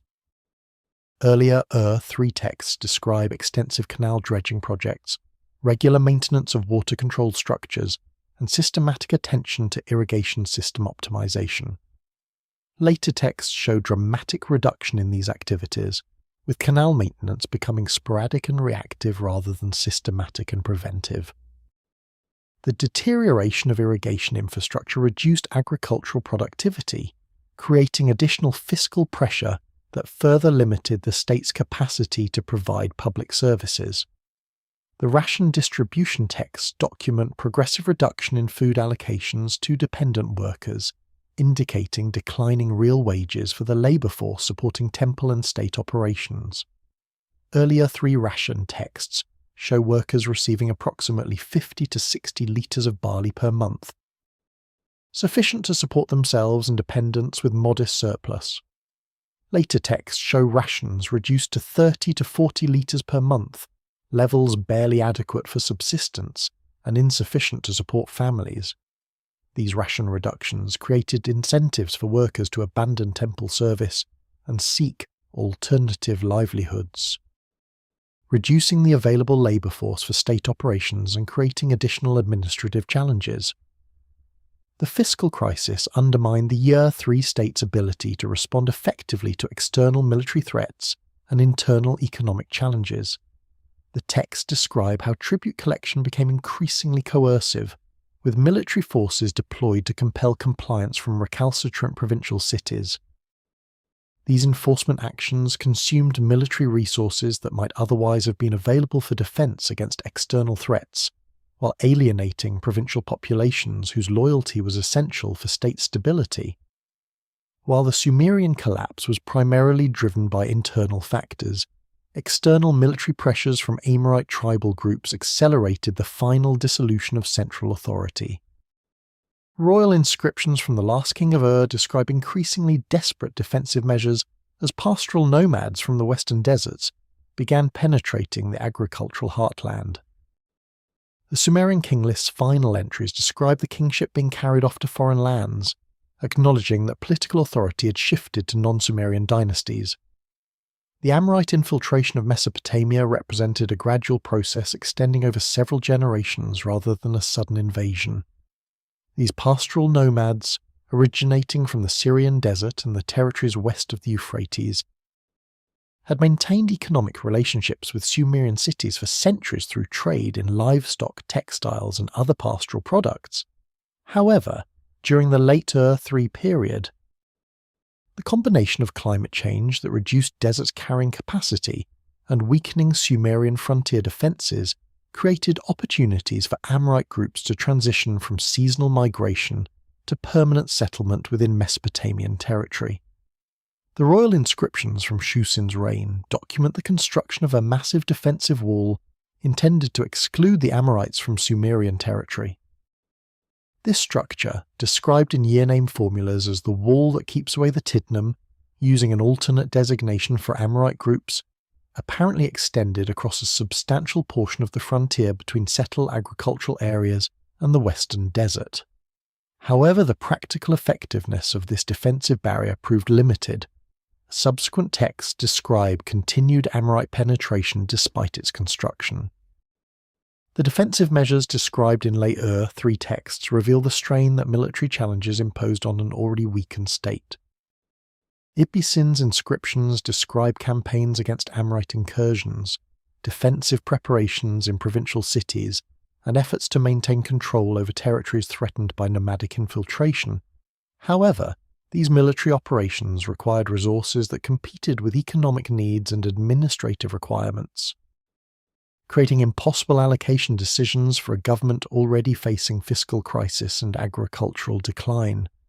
The military pressure from Amorite groups combined with rebellion by the Elamites to the east created a two-front security challenge that exceeded other third defensive capabilities. Administrative texts from Ibisin's later years describe how Elam, previously a tributary state providing regular deliveries of luxury goods and raw materials, ceased cooperation and eventually launched military campaigns that captured several Sumerian cities, including Ur itself. The combination of Amorite infiltration from the west and Elamite aggression from the east created simultaneous threats that fragmented Sumerian defensive efforts and prevented effective military response to either challenge. The final collapse of Ur 3 authority occurred not through catastrophic military defeat, but through progressive fragmentation as provincial cities declared independence and local governors established autonomous dynasties. The Sumerian king list documents this political dissolution through its notation that the kingship was carried to Izin, acknowledging the transfer of political legitimacy from Ur to a new dynasty established by Ishbi-Era, originally a provincial governor who had declared independence from Ur during Ibisin's troubled final years. Fragmentary medical texts and administrative records suggest that epidemic disease just contributed to population decline during the collapse period, though direct evidence remains limited. Ration lists from Ur show dramatic decreases in workforce numbers at temple complexes and construction projects during the final decades of the 21st century BC. Some settlements appear to have been completely abandoned, with houses left containing valuable objects, suggesting rapid depopulation that exceeded normal migration patterns. The demographic evidence for disease-driven population decline comes primarily from administrative tablets that tracked dependent workers receiving rations from temple institutions. These texts, discovered in substantial numbers at Ur, Nippur, and other major sites, document workforce sizes for various temple operations including textile production, agricultural labour, construction projects, and craft manufacturing. Comparison of worker counts across successive years during the late Ur 3 period reveals dramatic declines that cannot be explained through normal demographic processes or gradual economic contraction. The Ur Textile Workshop archives provide particularly detailed evidence for rapid workforce reduction during Ibisin's reign. These tablets document monthly ration distributions to female weavers who produced woolen textiles for temple use and trade. During Shulgi's reign, the workshop employed approximately 6,000 to 7,000 women, representing one of the largest concentrations of dependent labour in the Sumerian economy. By the early years of Ibisin's reign, workforce numbers had declined to approximately 4,000 to 5,000 workers. Within 5 years, the tablets document fewer than 2,000 active weavers, representing workforce reduction exceeding 70% over a remarkably brief period. The pattern of workforce decline shows characteristics suggesting epidemic disease rather than gradual economic contraction or voluntary migration. The reduction occurred across multiple age cohorts simultaneously, rather than showing the selective patterns expected from economic migration, where young adults typically depart first while elderly and children remain. The texts document cases where entire family units disappear from ration lists simultaneously, suggesting mortality rather than relocation. Some tablets contain notations indicating workers failed to appear for ration distributions, with these absences never resolved through return or official notification of departure. Archaeological evidence from residential areas provides additional support for rapid depopulation during the collapse period. Excavations at multiple sites have revealed houses abandoned with valuable objects left in place, including copper tools, ceramic vessels, grinding stones, and personal ornaments. This pattern differs markedly from normal abandonment scenarios where residents typically remove portable valuables before departing. The in-place abandonment of useful objects suggests circumstances where residents were unable or unwilling to collect possessions, potentially indicating flight from immediate threats including epidemic disease. The settlement pattern evidence reveals complete abandonment of smaller agricultural villages throughout southern Mesopotamia during the later III and Isin Lhasa periods. Archaeological surveys conducted by Robert Adams during the 1970s documented dramatic decrease in settlement numbers, with many small sites occupied during the early dynastic and Akkadian periods showing no evidence of occupation during the early 2nd millennium BC. The surveys revealed that total settled area in southern Mesopotamia declined by approximately 40 to 60% between the III and Old Babylonian periods, indicating population decrease far exceeding what could result from urban concentration or moderate migration. The medical texts from this period, though fragmentary, contain references to epidemic conditions that align with evidence for population crisis. Several Sumerian and early Akkadian medical tablets describe treatments for conditions involving fever, weakness, and respiratory distress that affected multiple individuals simultaneously. The texts employ terminology suggesting these were recognized disease patterns rather than isolated individual cases, indicating awareness of epidemic phenomena. However, the limited nature of surviving medical documentation prevents definitive identification of specific pathogens responsible for population decline. The environmental conditions during the collapse period would have facilitated disease transmission through multiple pathways. The agricultural crisis and resulting food shortages created nutritional stress that reduced population immunity to infectious diseases. The breakdown of irrigation systems produced standing water that provided breeding habitat for disease-carrying insects. The concentration of refugees in remaining urban centres created crowded, unsanitary conditions ideal for person-to-person disease transmission. The disruption of trade networks may have introduced populations to novel pathogens against which they lacked immunity.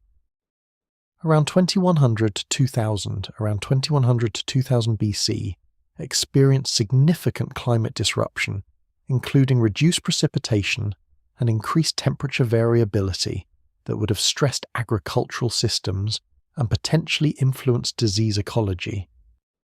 These climate changes may have altered pathogen distribution patterns, vector populations, or host susceptibility in ways that triggered epidemic outbreaks. The demographic collapse documented in administrative texts had profound implications for the preservation of knowledge through the transition period. The dramatic workforce reduction meant that fewer individuals were available for training in specialized skills, including literacy, mathematical calculation, and technical crafts. The preservation protocols described in earlier tablets assumed continuity of custodian lineages and apprenticeship systems that required minimum population thresholds to function effectively. The population crisis threatened these preservation mechanisms and may have contributed to the urgency evident in late III preservation texts. The cultural transformation from Sumerian to Babylonian civilization represents not a catastrophic break, but a gradual synthesis that preserved essential elements while adapting to new linguistic and political realities. Babylonian scribal schools continued teaching Sumerian as a scholarly language for over 1500 years after its extinction as a spoken tongue, ensuring that the preserved knowledge remained accessible. Educational tablets from old Babylonian scribal schools show students copying Sumerian literary texts, mathematical problems, and technical manuals as standard curriculum. The linguistic transition from Sumerian to Akkadian occurred gradually over several centuries, creating an extended period of bilingualism during which knowledge transmission could occur through systematic translation and educational programs. The administrative tablets from the Sur III period demonstrate that Akkadian was already widely spoken throughout Mesopotamia, even while Sumerian remained the language of official administration and religious ritual. This functional bilingualism created favourable conditions for knowledge preservation, as the population of potential students included many who spoke Akkadian natively, but could be educated in Sumerian for access to traditional learning. The old Babylonian scribal schools that emerged during the early 2nd millennium BC developed comprehensive curricula designed to transmit Sumerian cultural heritage to Akkadian-speaking students. These educational institutions, typically associated with temple complexes, though some evidence suggests private schools also existed, created standardized teaching methods that ensured consistent quality in Sumerian language instruction across different cities and generations.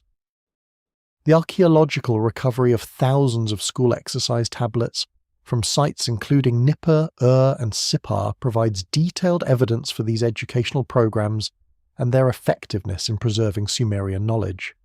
The standard scribal curriculum began with elementary instruction in cuneiform writing, starting with simple signs and progressing to more complex characters and sign combinations. Students practiced forming individual wedge strokes with the correct angle and pressure before advancing to complete signs. The elementary exercises employed word lists that taught sign forms, while simultaneously building vocabulary in both Sumerian and Akkadian.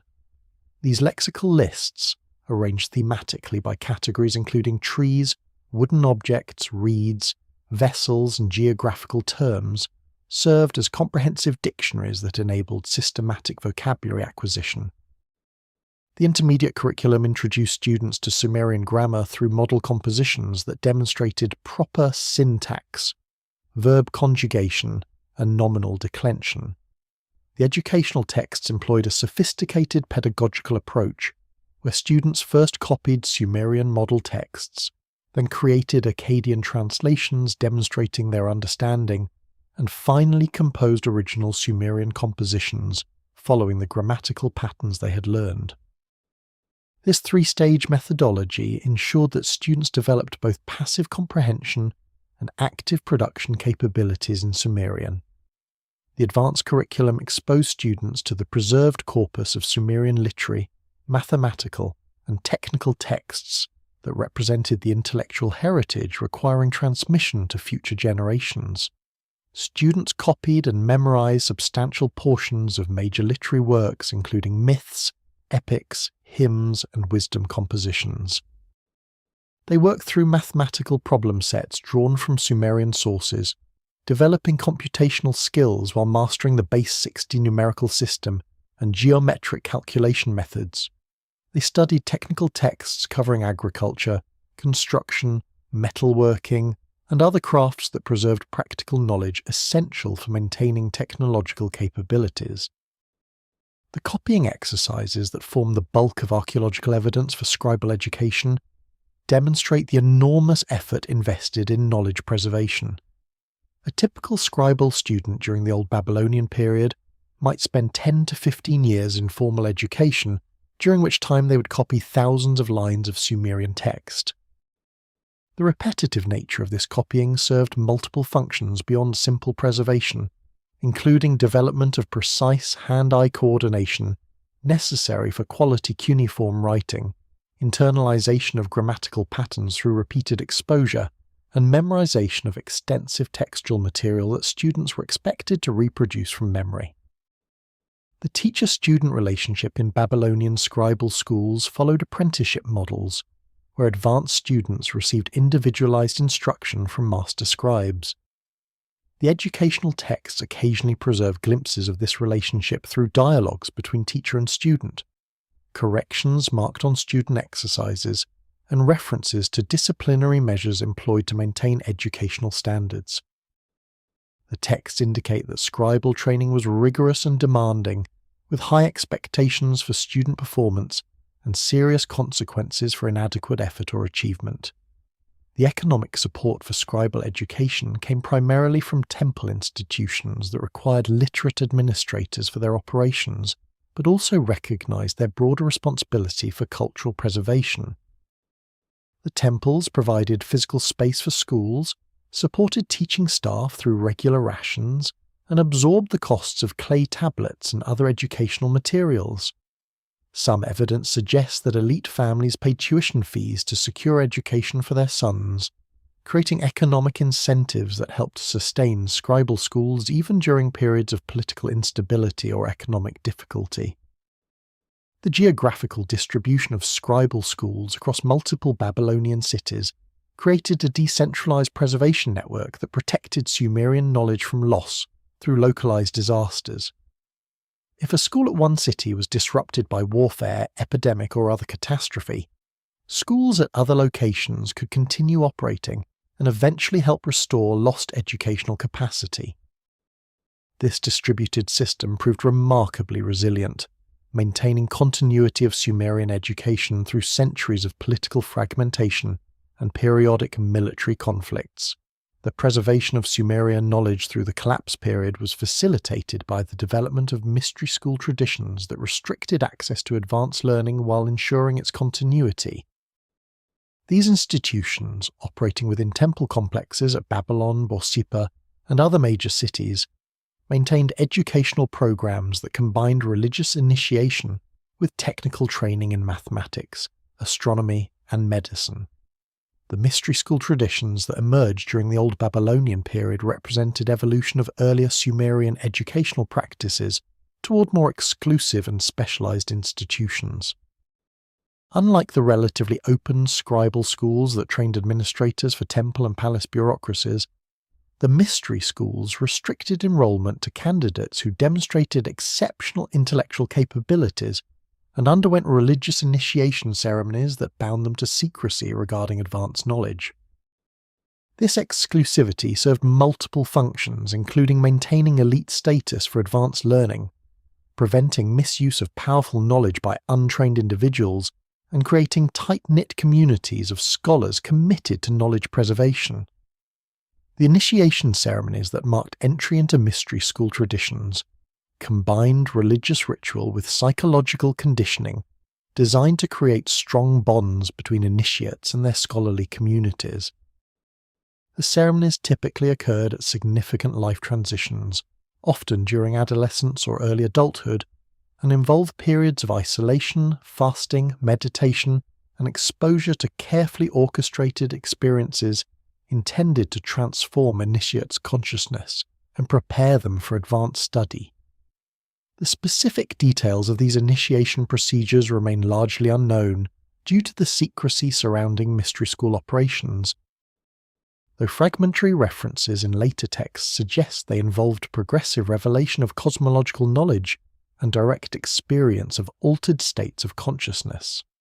The advanced curriculum in mystery schools extended far beyond the standard scribal education to include specialized knowledge in astronomy, mathematics, medicine, and esoteric religious traditions.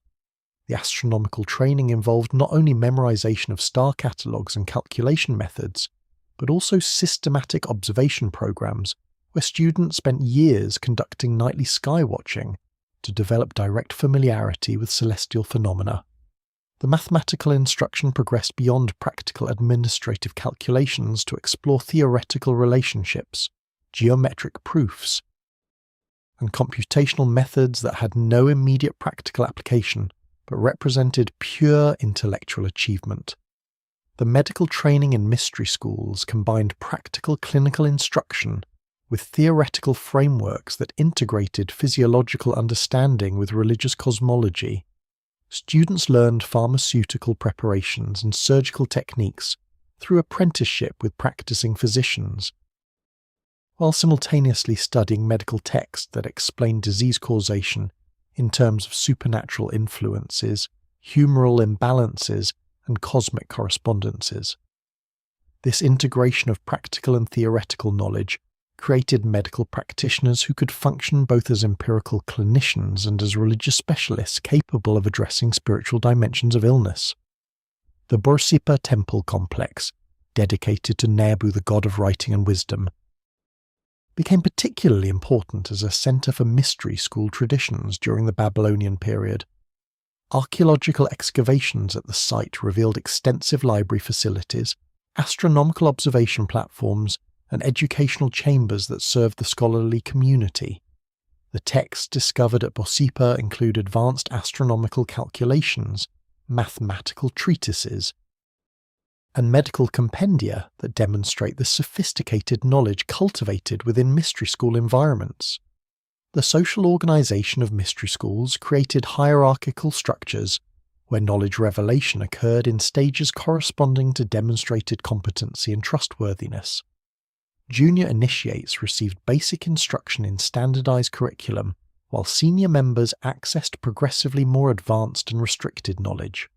The highest levels of mystery school organizations maintained closely guarded secrets that were revealed only to the most accomplished and trusted scholars, creating inner circles of elite knowledge holders who directed the institutions and controlled access to the most sensitive information.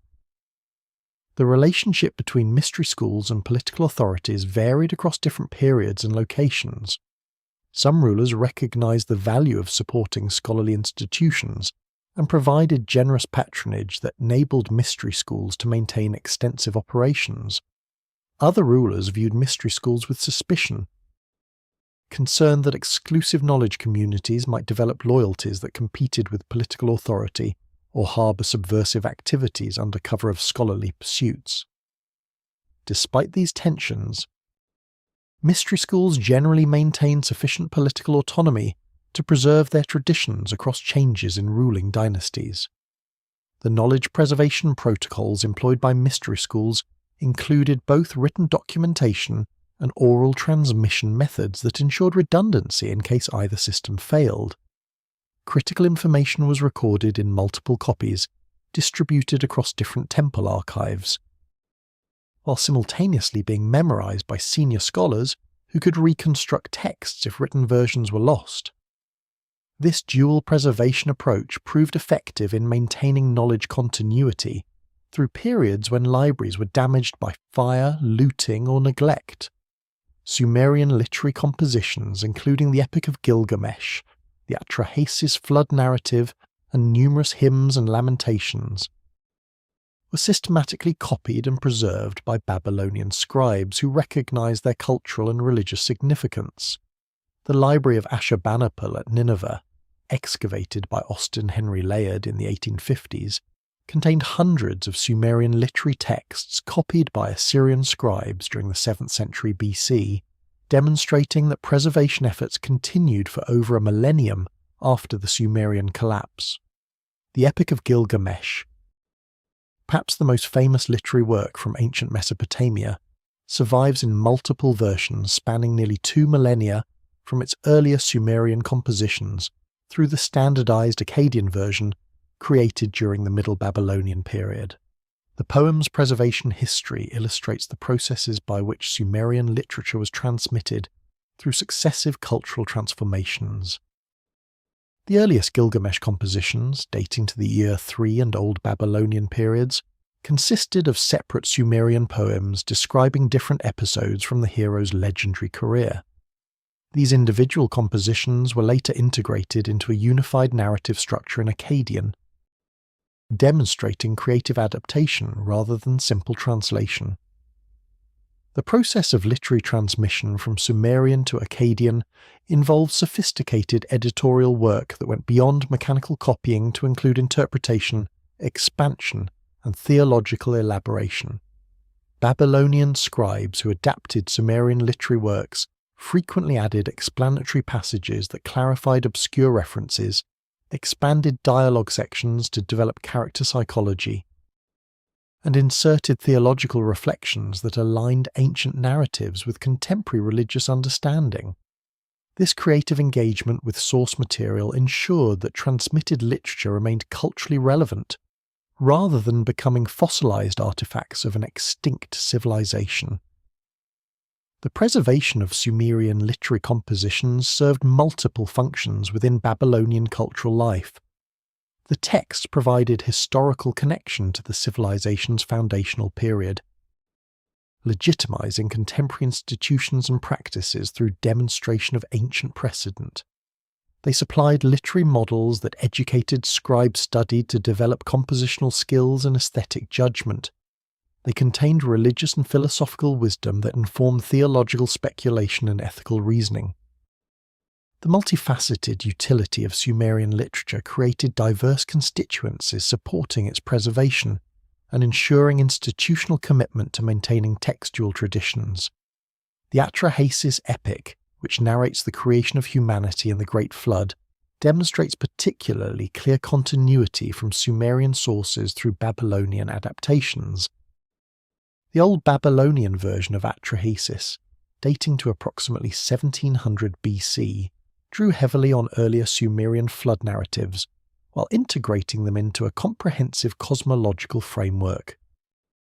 The poem's theological sophistication and narrative complexity indicate that Babylonian authors engaged deeply with Sumerian source material, extracting fundamental themes and reimagining them within evolved religious contexts.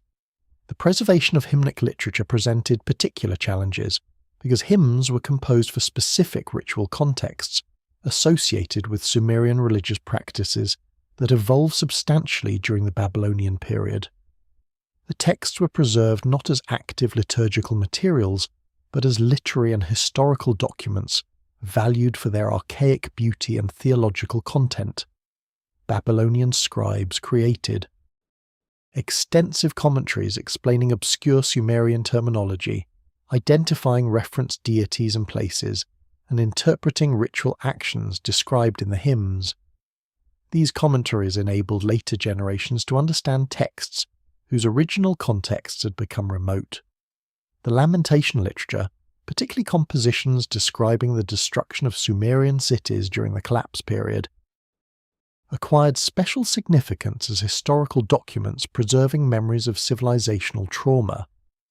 These texts, including the lamentation over the destruction of Ur and similar compositions for other cities, were copied and studied throughout the Babylonian period as cautionary tales about divine displeasure and political instability.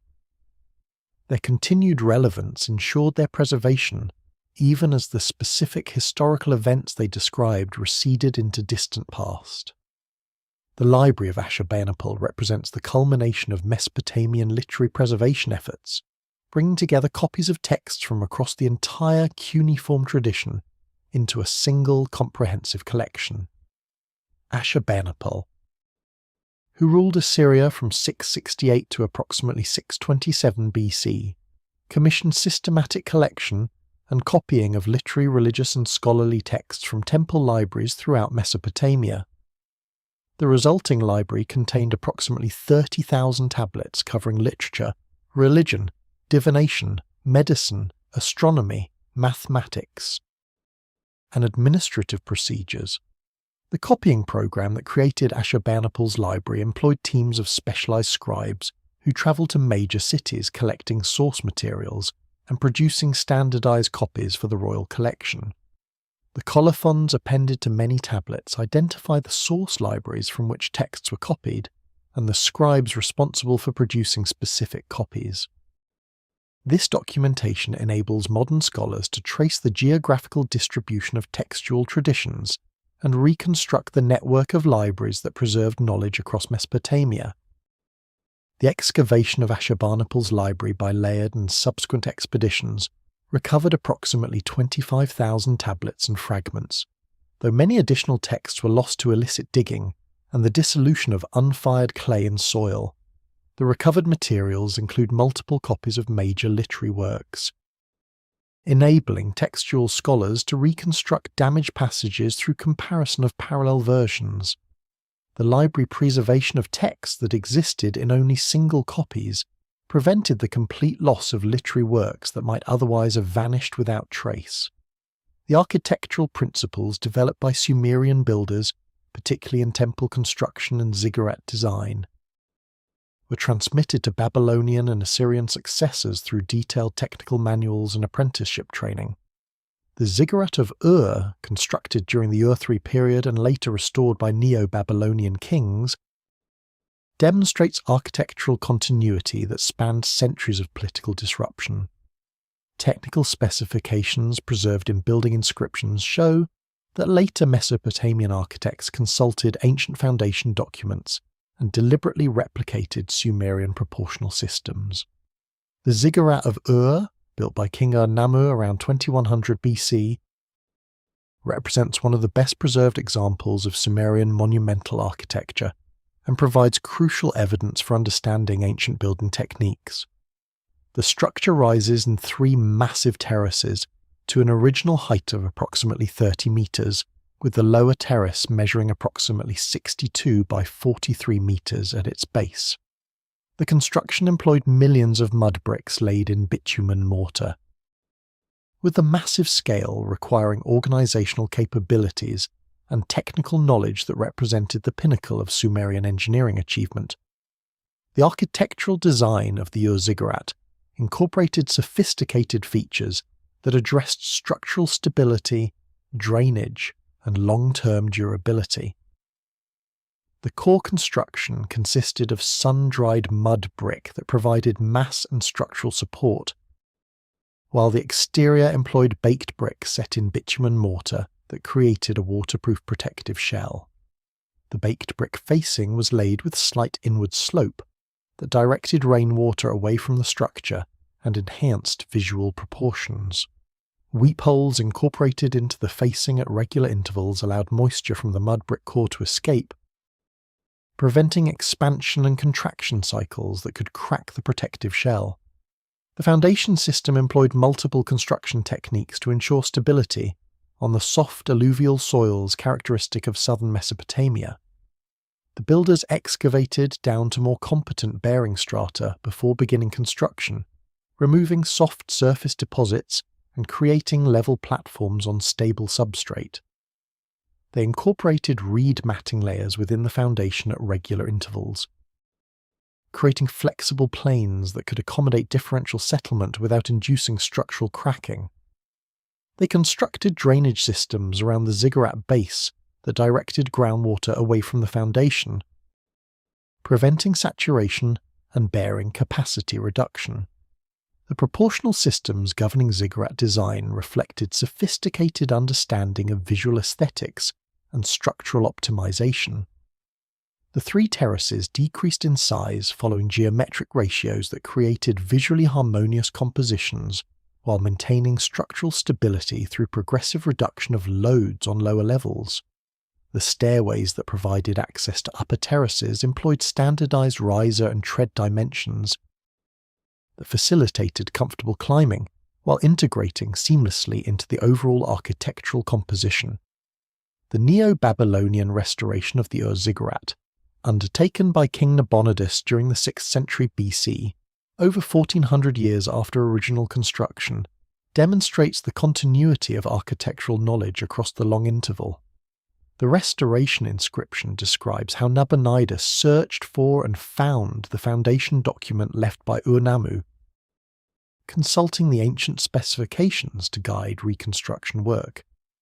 This consultation of original building records indicates that Mesopotamian architects maintained systematic documentation of construction techniques and deliberately preserved ancient knowledge for future reference.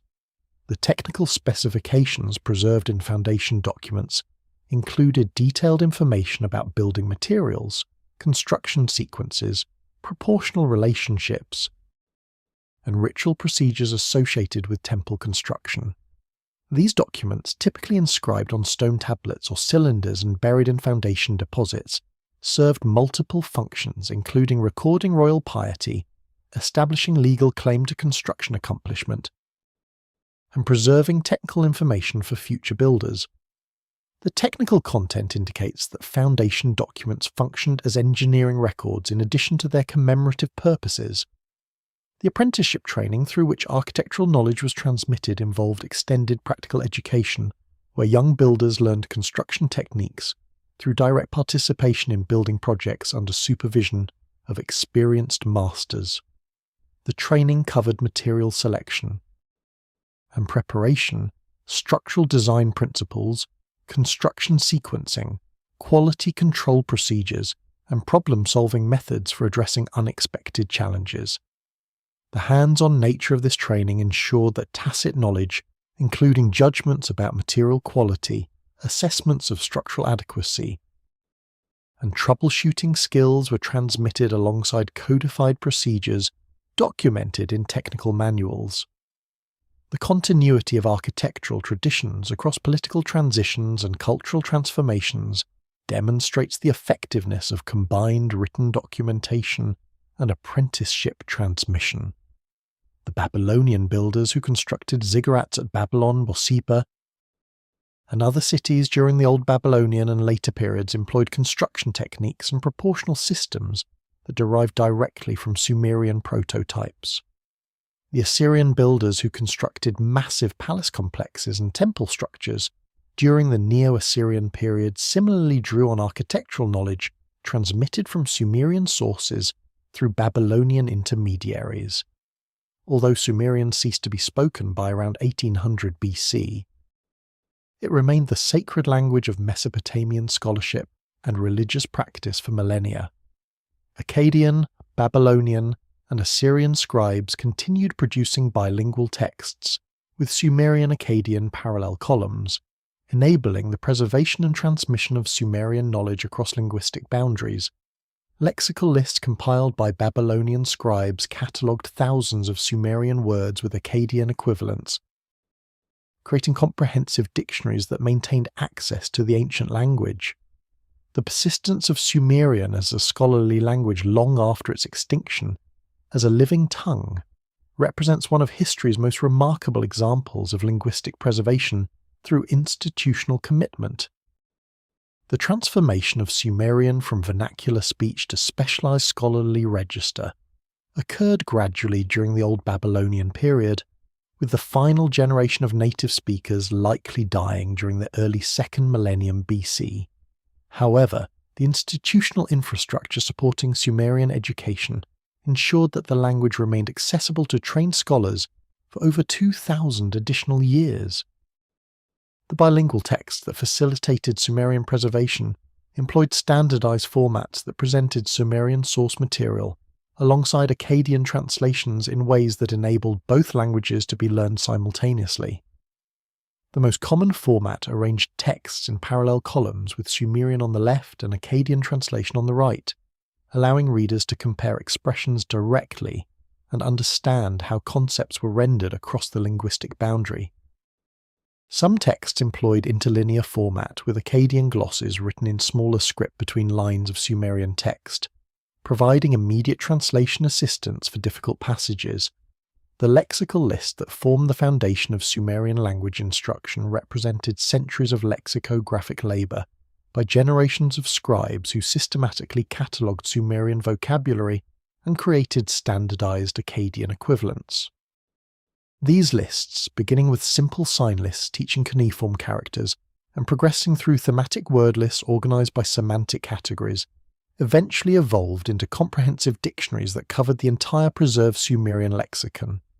The most extensive lexical series, known as Ura equals Hubulu from its opening line, contained approximately 10,000 entries organized in 24 tablets. The thematic organization of lexical lists reflected pedagogical principles designed to facilitate systematic vocabulary acquisition. The lists grouped related terms including trees and wooden objects, reeds and reed products, pottery vessels, textiles and garments, metals and metal objects, domestic animals, wild animals, meat cuts, fish, birds, and geographical features. This semantic clustering enabled students to learn vocabulary in meaningful contexts, while simultaneously acquiring cultural knowledge about Mesopotamian material culture and natural environment. The grammatical knowledge necessary for reading Sumerian texts was transmitted through model compositions and grammatical paradigms that demonstrated proper syntax, morphology, and usage. These educational materials presented standard sentence patterns, verb conjugations, and nominal forms that students memorized as templates for understanding and producing Sumerian language. The grammatical instruction emphasized practical reading comprehension rather than abstract linguistic theory, focusing on developing ability to interpret the preserved corpus of Sumerian literature and technical texts. The preservation of Sumerian pronunciation represents one of the linguistic transmission's most challenging aspects, as the cuneiform writing system provided limited phonetic information. The bilingual syllabaries that listed Sumerian words with phonetic spellings using Akkadian syllabic signs attempted to preserve pronunciation information. Though the accuracy of these renderings remains debated by modern scholars, the syllabaries indicate that Babylonian scholars maintained traditions about proper Sumerian pronunciation even as the living sound of the language faded from memory.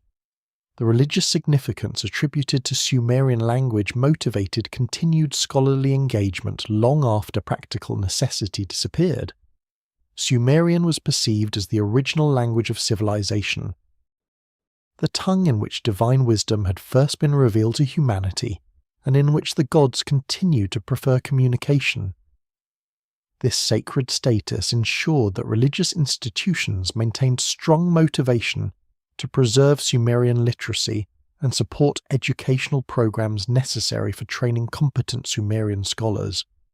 The technical terminology in specialized fields including mathematics, astronomy, medicine, and law frequently retained Sumerian forms even within otherwise Akkadian texts, creating mixed-language technical vocabularies that preserved ancient terminology while adapting to linguistic change. This terminological conservation occurred because Sumerian technical terms had acquired precise meanings through centuries of scholarly usage, and translation into Akkadian risked introducing ambiguity or losing specialized distinctions. The retention of Sumerian technical vocabulary created a scholarly lingua franca that maintained conceptual precision across linguistic boundaries.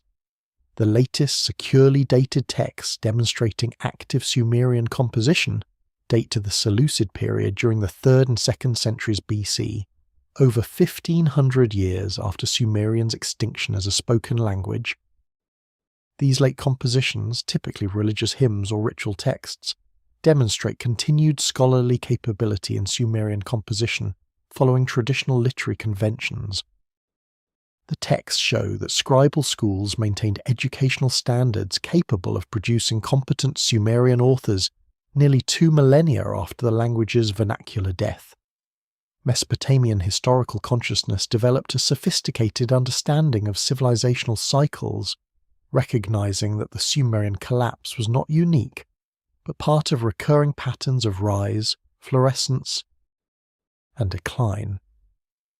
The Sumerian king list division of history into antediluvian and post-diluvian periods reflects awareness that human civilization had experienced previous cycles of development and destruction.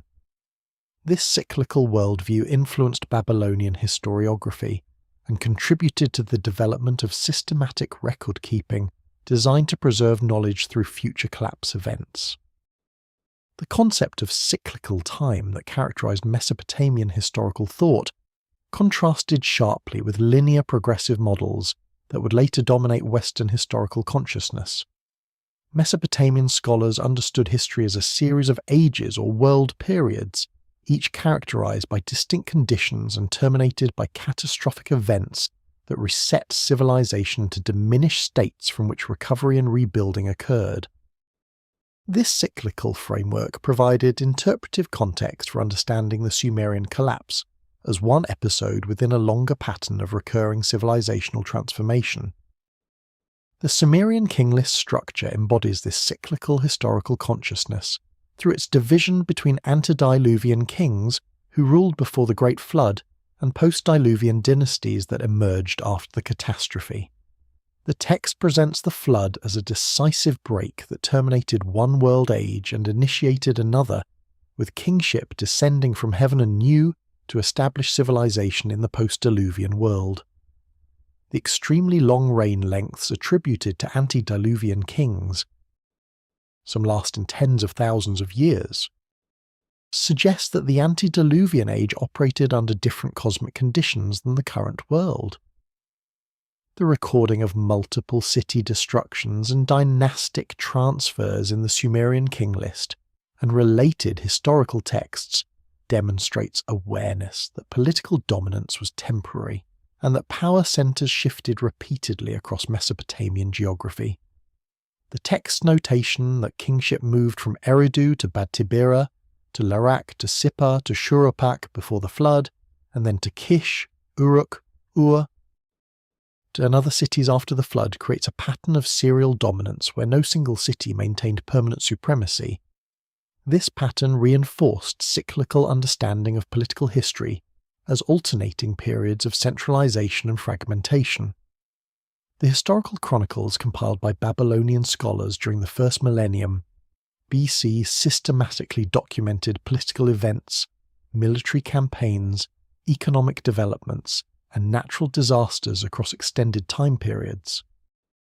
These chronicles, including the Babylonian Chronicle series and the Astronomical Diaries, created continuous historical records spanning centuries that enabled scholars to identify recurring patterns and cycles in political, economic, and natural phenomena.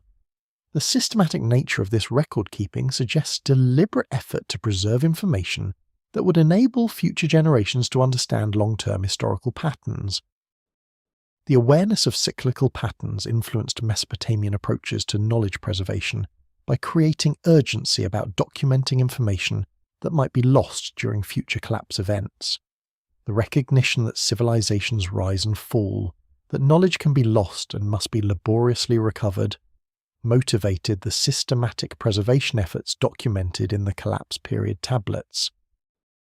The builders of knowledge repositories understood they were preparing for future dark ages when preserved information would enable civilization's restoration.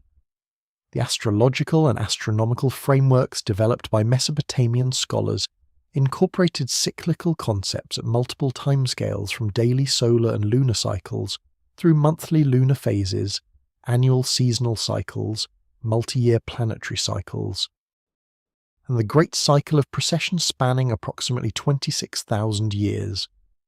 These nested cycles created a complex temporal framework where celestial phenomena are repeated at regular intervals, enabling prediction and suggesting that terrestrial events might follow similar cyclical patterns. The omen literature that formed a major component of Mesopotamian scholarship explicitly connected celestial cycles to terrestrial events through systematic correlation of astronomical observations with political and natural phenomena. The astronomical omen series Enuma Anu Enlil compiled observations spanning centuries, documenting correlations between celestial events and terrestrial outcomes. This empirical approach to identifying cyclical patterns reflected sophisticated understanding that historical analysis could reveal regularities useful for anticipating future developments. The theological frameworks that explain cyclical history attributed civilizational transformations to divine decisions reflecting cosmic justice and the maintenance of universal order. The gods periodically destroyed corrupt or decadent civilizations to purify the world and create conditions for renewed development under improved moral and social conditions. This theological interpretation provided meaningful context for understanding collapse events, not as random catastrophes, but as purposeful interventions serving cosmic purposes. The wisdom literature that developed within Mesopotamian scholarly traditions frequently reflected on the impermanence of human achievements and the inevitability of change. Texts including the Dialogue of Pessimism and various pessimistic compositions meditated on the transitory nature of power, wealth, and accomplishment, reinforcing awareness that current conditions would inevitably transform. This philosophical resignation to impermanence coexisted with practical commitment to preservation, creating cultural attitudes that accepted change while working to minimize knowledge loss across transitions. Despite the political and linguistic transformation, genetic and cultural continuity persisted in Mesopotamia through the collapse period, with populations remaining largely stable even as ruling dynasties changed. Archaeological analysis of skeletal remains from sites spanning the Sumerian-Babylonian transition shows no evidence of population replacement, indicating that the collapse involved transformation rather than conquest. Cultural practices, including religious observances, agricultural techniques, and craft traditions continued with minimal disruption, suggesting that daily life for most Mesopotamians remained relatively stable despite the political upheaval. The genetic continuity across the Sumerian collapse becomes evident through comparative analysis of skeletal populations from early dynastic, Akkadian, Ur-3, and Old Babylonian period burials. Physical anthropologists examining cranial measurements, dental characteristics, and skeletal morphology find consistent patterns across these periods, indicating that the same basic population inhabited southern Mesopotamia throughout the transition. The absence of significant morphological changes argues against scenarios involving population replacement through conquest or large-scale migration. The burial practices documented archaeologically show strong continuity in funerary traditions spanning the collapse period. The characteristic Mesopotamian practice of placing bodies in flexed positions, orienting them towards specific directions, and including grave goods, including pottery vessels, personal ornaments, and tools, continues without major disruption from the Sumerian through the Babylonian periods. The consistency of burial customs suggests continuity in religious beliefs about death and afterlife that transcended political changes. The settlement patterns reveal population redistribution rather than wholesale abandonment or replacement. While some smaller agricultural villages were abandoned during the collapse period, their populations appear to have concentrated in surviving urban centres rather than departing the region entirely. The total settled area decreased, but the largest cities maintained substantial populations, suggesting rural to urban migration rather than regional depopulation. This pattern indicates economic restructuring rather than demographic catastrophe or conquest by external populations. The agricultural techniques employed by Mesopotamian farmers show remarkable continuity across political transitions, with irrigation methods, crop selection, planting schedules, and harvesting procedures remaining essentially unchanged despite the shift from Sumerian to Babylonian administration. The administrative texts documenting agricultural operations from both periods describe identical practices, indicating that farming knowledge was transmitted effectively across the linguistic and political boundary.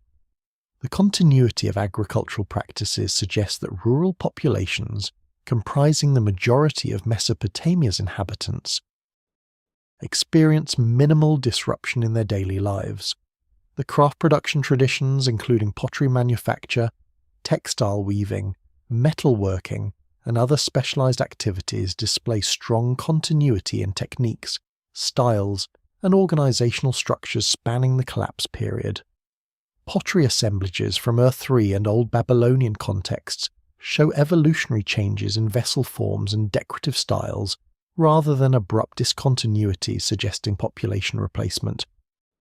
Textile production techniques documented in both Sumerian and Babylonian administrative texts employ identical equipment, procedures, and organizational methods, indicating unbroken transmission of craft knowledge.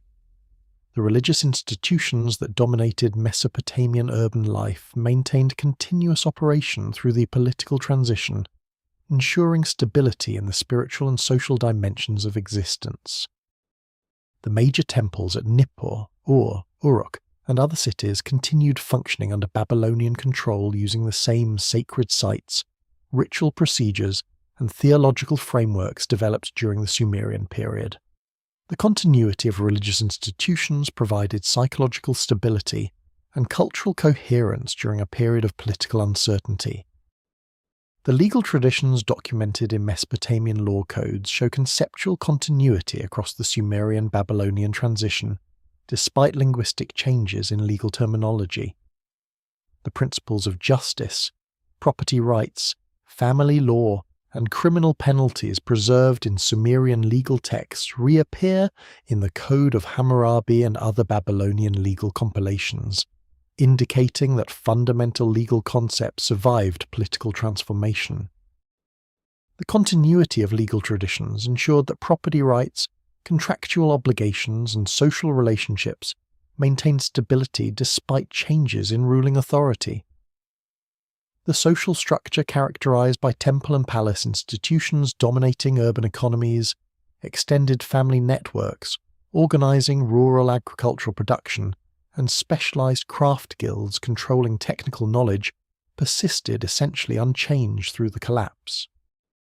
The basic framework of Mesopotamian social organization proved resilient to political disruption because it was embedded in economic necessities and cultural traditions rather than dependent on specific ruling dynasties. The Sumerian intellectual legacy continued to influence Mesopotamian civilization through the Persian and Hellenistic periods, with cuneiform schools operating until the 1st century AD. Babylonian astronomers during the Seleucid period produced sophisticated astronomical calculations that drew directly on Sumerian observational traditions preserved through 2 millennia of continuous institutional transmission. The latest dated cuneiform tablet, from 75 AD, demonstrates that the scribal tradition inaugurated by the Sumerians persisted for over 3,000 years despite multiple civilizational transformations. The Persian conquest of Babylon by Cyrus the Great in 539 BC initiated a new political framework for Mesopotamia, but resulted in minimal disruption to traditional scholarly institutions. The Persian rulers recognized the value of Babylonian astronomical and mathematical expertise, supporting temple schools and employing Babylonian scholars for administrative and technical purposes. The continuity of institutional support enabled cuneiform scholarship to continue flourishing during the Persian period, with major advances in mathematical astronomy and observational programs. The astronomical achievements of the Persian and Hellenistic periods represent the culmination of observational programs initiated during the Sumerian period and maintained continuously for over 2 millennia. Babylonian astronomers developed mathematical methods for predicting lunar and planetary positions with extraordinary accuracy, creating ephemeris tables that calculated celestial events years into the future.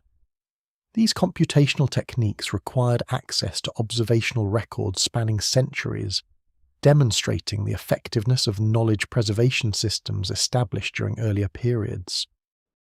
The astronomical diaries maintained by Babylonian observers during the Persian and Hellenistic periods provide the longest continuous scientific dataset from antiquity, recording daily observations of celestial phenomena, weather conditions, and significant terrestrial events from approximately 700 BC through the 1st century BC. These systematic records enabled Babylonian astronomers to identify long-period cycles in celestial motions, including the 19-year Metonic cycle, synchronizing solar and lunar calendars, the 18-year Saros eclipse cycle, and various planetary periodicities. The mathematical astronomy developed during the Seleucid period employed sophisticated arithmetic schemes that modeled variations in lunar and planetary motions using step functions and linear zigzag functions. These computational methods achieved prediction accuracies approaching the limits possible without telescopic observations, demonstrating the power of systematic observation combined with mathematical analysis. The development of these techniques drew directly on Sumerian innovations in base 60 mathematics and positional notation that had been preserved through scribal education across 2 millennia. The latest securely dated cuneiform tablet comes from Babylon and bears a date equivalent to 75 AD in the Roman calendar. This astronomical text demonstrates that cuneiform writing and the scholarly traditions it preserved persisted for approximately 3,200 years, from the earliest Sumerian tablets around 3200 BC until the 1st century AD. The remarkable longevity of this writing system and the knowledge traditions it embodied testifies to the effectiveness of preservation mechanisms established during the Sumerian period. The decline and eventual extinction of cuneiform literacy during the 1st centuries AD resulted from multiple converging factors, including the spread of alphabetic writing systems that were easier to learn, the Hellenization of Near Eastern intellectual culture that shifted scholarly language from Akkadian to Greek, the conversion to Christianity and other religions that displaced traditional Mesopotamian religious institutions, and general economic decline that reduced resources available for supporting traditional scribal schools. The transfer of Mesopotamian astronomical knowledge to Greek scholars represents the final major transmission from the cuneiform tradition to subsequent civilizations. Greek astronomers, including Hipparchus and Ptolemy, incorporated Babylonian observational data and computational methods into their own astronomical work, ensuring that key elements of Mesopotamian science survived the extinction of cuneiform literacy. The Babylonian astronomical parameters and observational records preserved in Greek astronomical texts enabled later Islamic and European astronomers to build on Mesopotamian foundations. The rediscovery of cuneiform texts during the 19th century through archaeological excavations at Nineveh, Babylon, Nippur, and other sites initiated modern understanding of Mesopotamian civilization and the preservation of its intellectual achievements. The decipherment of cuneiform writing by Henry Rawlinson, Edward Hincks, and others enabled scholars to access the vast corpus of Sumerian and Akkadian texts that had been preserved in buried archives for millennia. This rediscovery revealed the sophistication of ancient Mesopotamian scholarship and the effectiveness of ancient preservation efforts. Contemporary archaeological research continues revealing new dimensions of how Sumerian knowledge was preserved through the collapse and transmitted to subsequent civilizations. Excavations at sites including Tel Hariri, Ancient Mary, and Tel Beidar have uncovered previously unknown archives that fill gaps in our understanding of the transition period. Advanced imaging techniques applied to damaged tablets have recovered texts previously considered illegible, revealing additional details about preservation protocols and knowledge transmission systems. Recent chemical analysis of clay tablets has enabled more precise dating and provenance determination, clarifying the chronology of the collapse and the subsequent preservation efforts. The excavations at Tel Hariri, site of the ancient city of Mari on the Middle Euphrates, have produced over 25,000 cuneiform tablets from the Old Babylonian period that document the transition from Sumerian to Babylonian dominance from a different geographical perspective than the southern Mesopotamian archives. The Mari texts include extensive diplomatic correspondence, administrative records, and literary compositions that demonstrate how Sumerian cultural heritage was adapted and preserved in regions beyond the traditional Sumerian heartland. The Tel Beidar excavations in northeastern Syria have uncovered archives from the early dynastic period that predate most known Sumerian texts, providing unprecedented evidence for the earliest development of cuneiform writing and administrative systems. These texts reveal that the scribal traditions and knowledge preservation protocols documented in later Sumerian sources had roots extending back to the very beginning of Mesopotamian urban civilization, suggesting that systematic knowledge preservation was recognized as essential from the earlier stages of civilizational development. The application of advanced imaging technologies including reflectance transformation imaging and multispectral photography to damage cuneiform tablets has revolutionized the field by enabling recovery of text from tablets that appeared blank or illegible under normal lighting. These techniques capture detailed surface topography and material properties that reveal traces of ancient writing invisible to the naked eye. The recovered texts include previously unknown literary compositions, missing sections of damaged works, and additional copies of known texts that enable improved reconstructions. The chemical analysis of clay tablet composition using techniques including neutron activation analysis and X-ray fluorescence has enabled identification of clay sources and manufacturing locations for tablets, whose provenance was previously uncertain. This analytical approach helps reconstruct the geographical distribution of scribal schools, identify tablets that were transported between cities, and trace circulation of knowledge across Mesopotamian cultural networks. The chemical fingerprinting of tablets provides objective data complementing textual evidence for knowledge transmission patterns. The recent development of machine learning algorithms for automated cuneiform sign recognition has accelerated the pace of tablet reading and publication, enabling scholars to process large archives more efficiently than traditional hand-copying methods permitted. These computational tools assist in identifying damaged or ambiguous signs, suggesting likely readings based on context, and locating parallel passages in published texts. The application of digital technologies to cuneiform studies promises to reveal patterns and connections in the vast corpus of Mesopotamian texts that would be impossible to identify through traditional scholarship alone. The ongoing excavation and analysis of Mesopotamian sites continues producing discoveries that refine understanding of how knowledge was preserved through the Sumerian collapse and transmitted across subsequent millennia.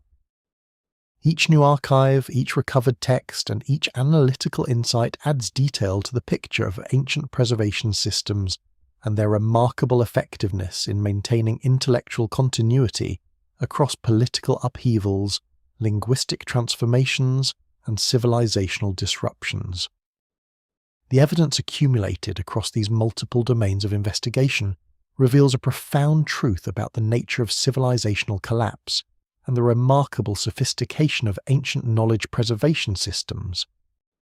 The Sumerian collapse was not a catastrophic end, but a managed transition, carefully orchestrated by administrators who understood that their civilization faced inevitable transformation and who took systematic measures to ensure that accumulated knowledge would survive the coming disruption.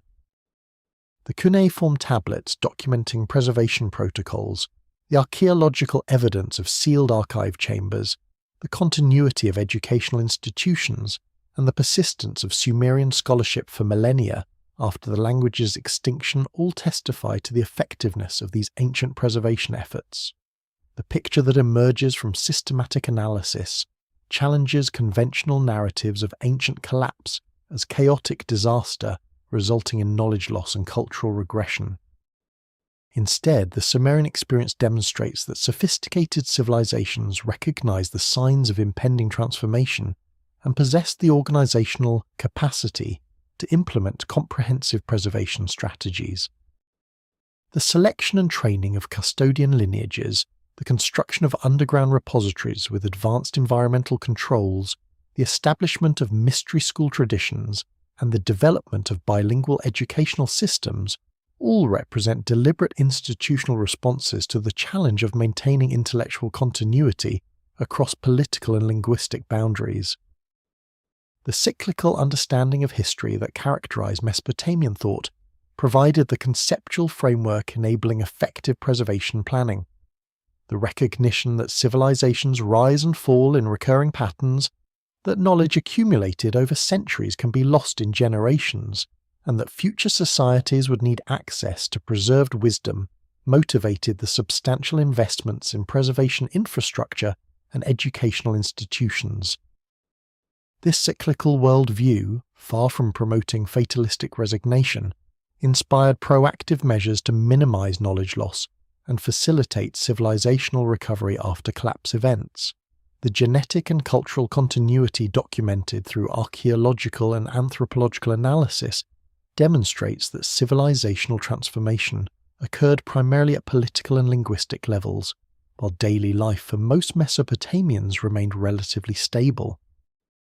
The preservation of agricultural techniques, craft traditions, religious practices, and social structures across the transition period suggests that collapse affected ruling institutions more severely than general populations. This pattern indicates that knowledge embedded in practical traditions and transmitted through apprenticeship and family networks proved more resilient than knowledge dependent on centralized institutional support. The extraordinary longevity of cuneiform literacy, persisting for over 3,000 years from its Sumerian origins through multiple political transformations until the 1st century AD, testifies to the power of institutional commitment to knowledge preservation. The continuity of scribal schools, the maintenance of library collections, and the dedication of successive generations of scholars to copying and studying ancient texts created transmission mechanisms that successfully bridged enormous temporal distances and cultural transformations. The preservation of Sumerian knowledge through Babylonian, Assyrian, Persian, and Hellenistic periods demonstrates that intellectual traditions can survive political upheavals when supported by institutions committed to their maintenance. The relevance of these ancient experiences extends far beyond academic interest in Mesopotamian history to address fundamental questions about knowledge preservation in our own era of rapid technological and social change. Contemporary civilization faces challenges including environmental degradation, political instability, and technological disruption that parallel in some respects the pressures that contributed to the Sumerian collapse. The ancient responses to these challenges, including systematic documentation of essential knowledge, creation of redundant preservation systems, establishment of educational institutions capable of transmitting complex information across generations, and development of frameworks for understanding long-term historical patterns, offer valuable precedents for contemporary preservation efforts. The Sumerian legacy demonstrates that civilizations can successfully navigate transformational challenges through foresight, systematic planning, and institutional commitment to preserving accumulated wisdom for future generations who will face their own cycles of challenge and renewal.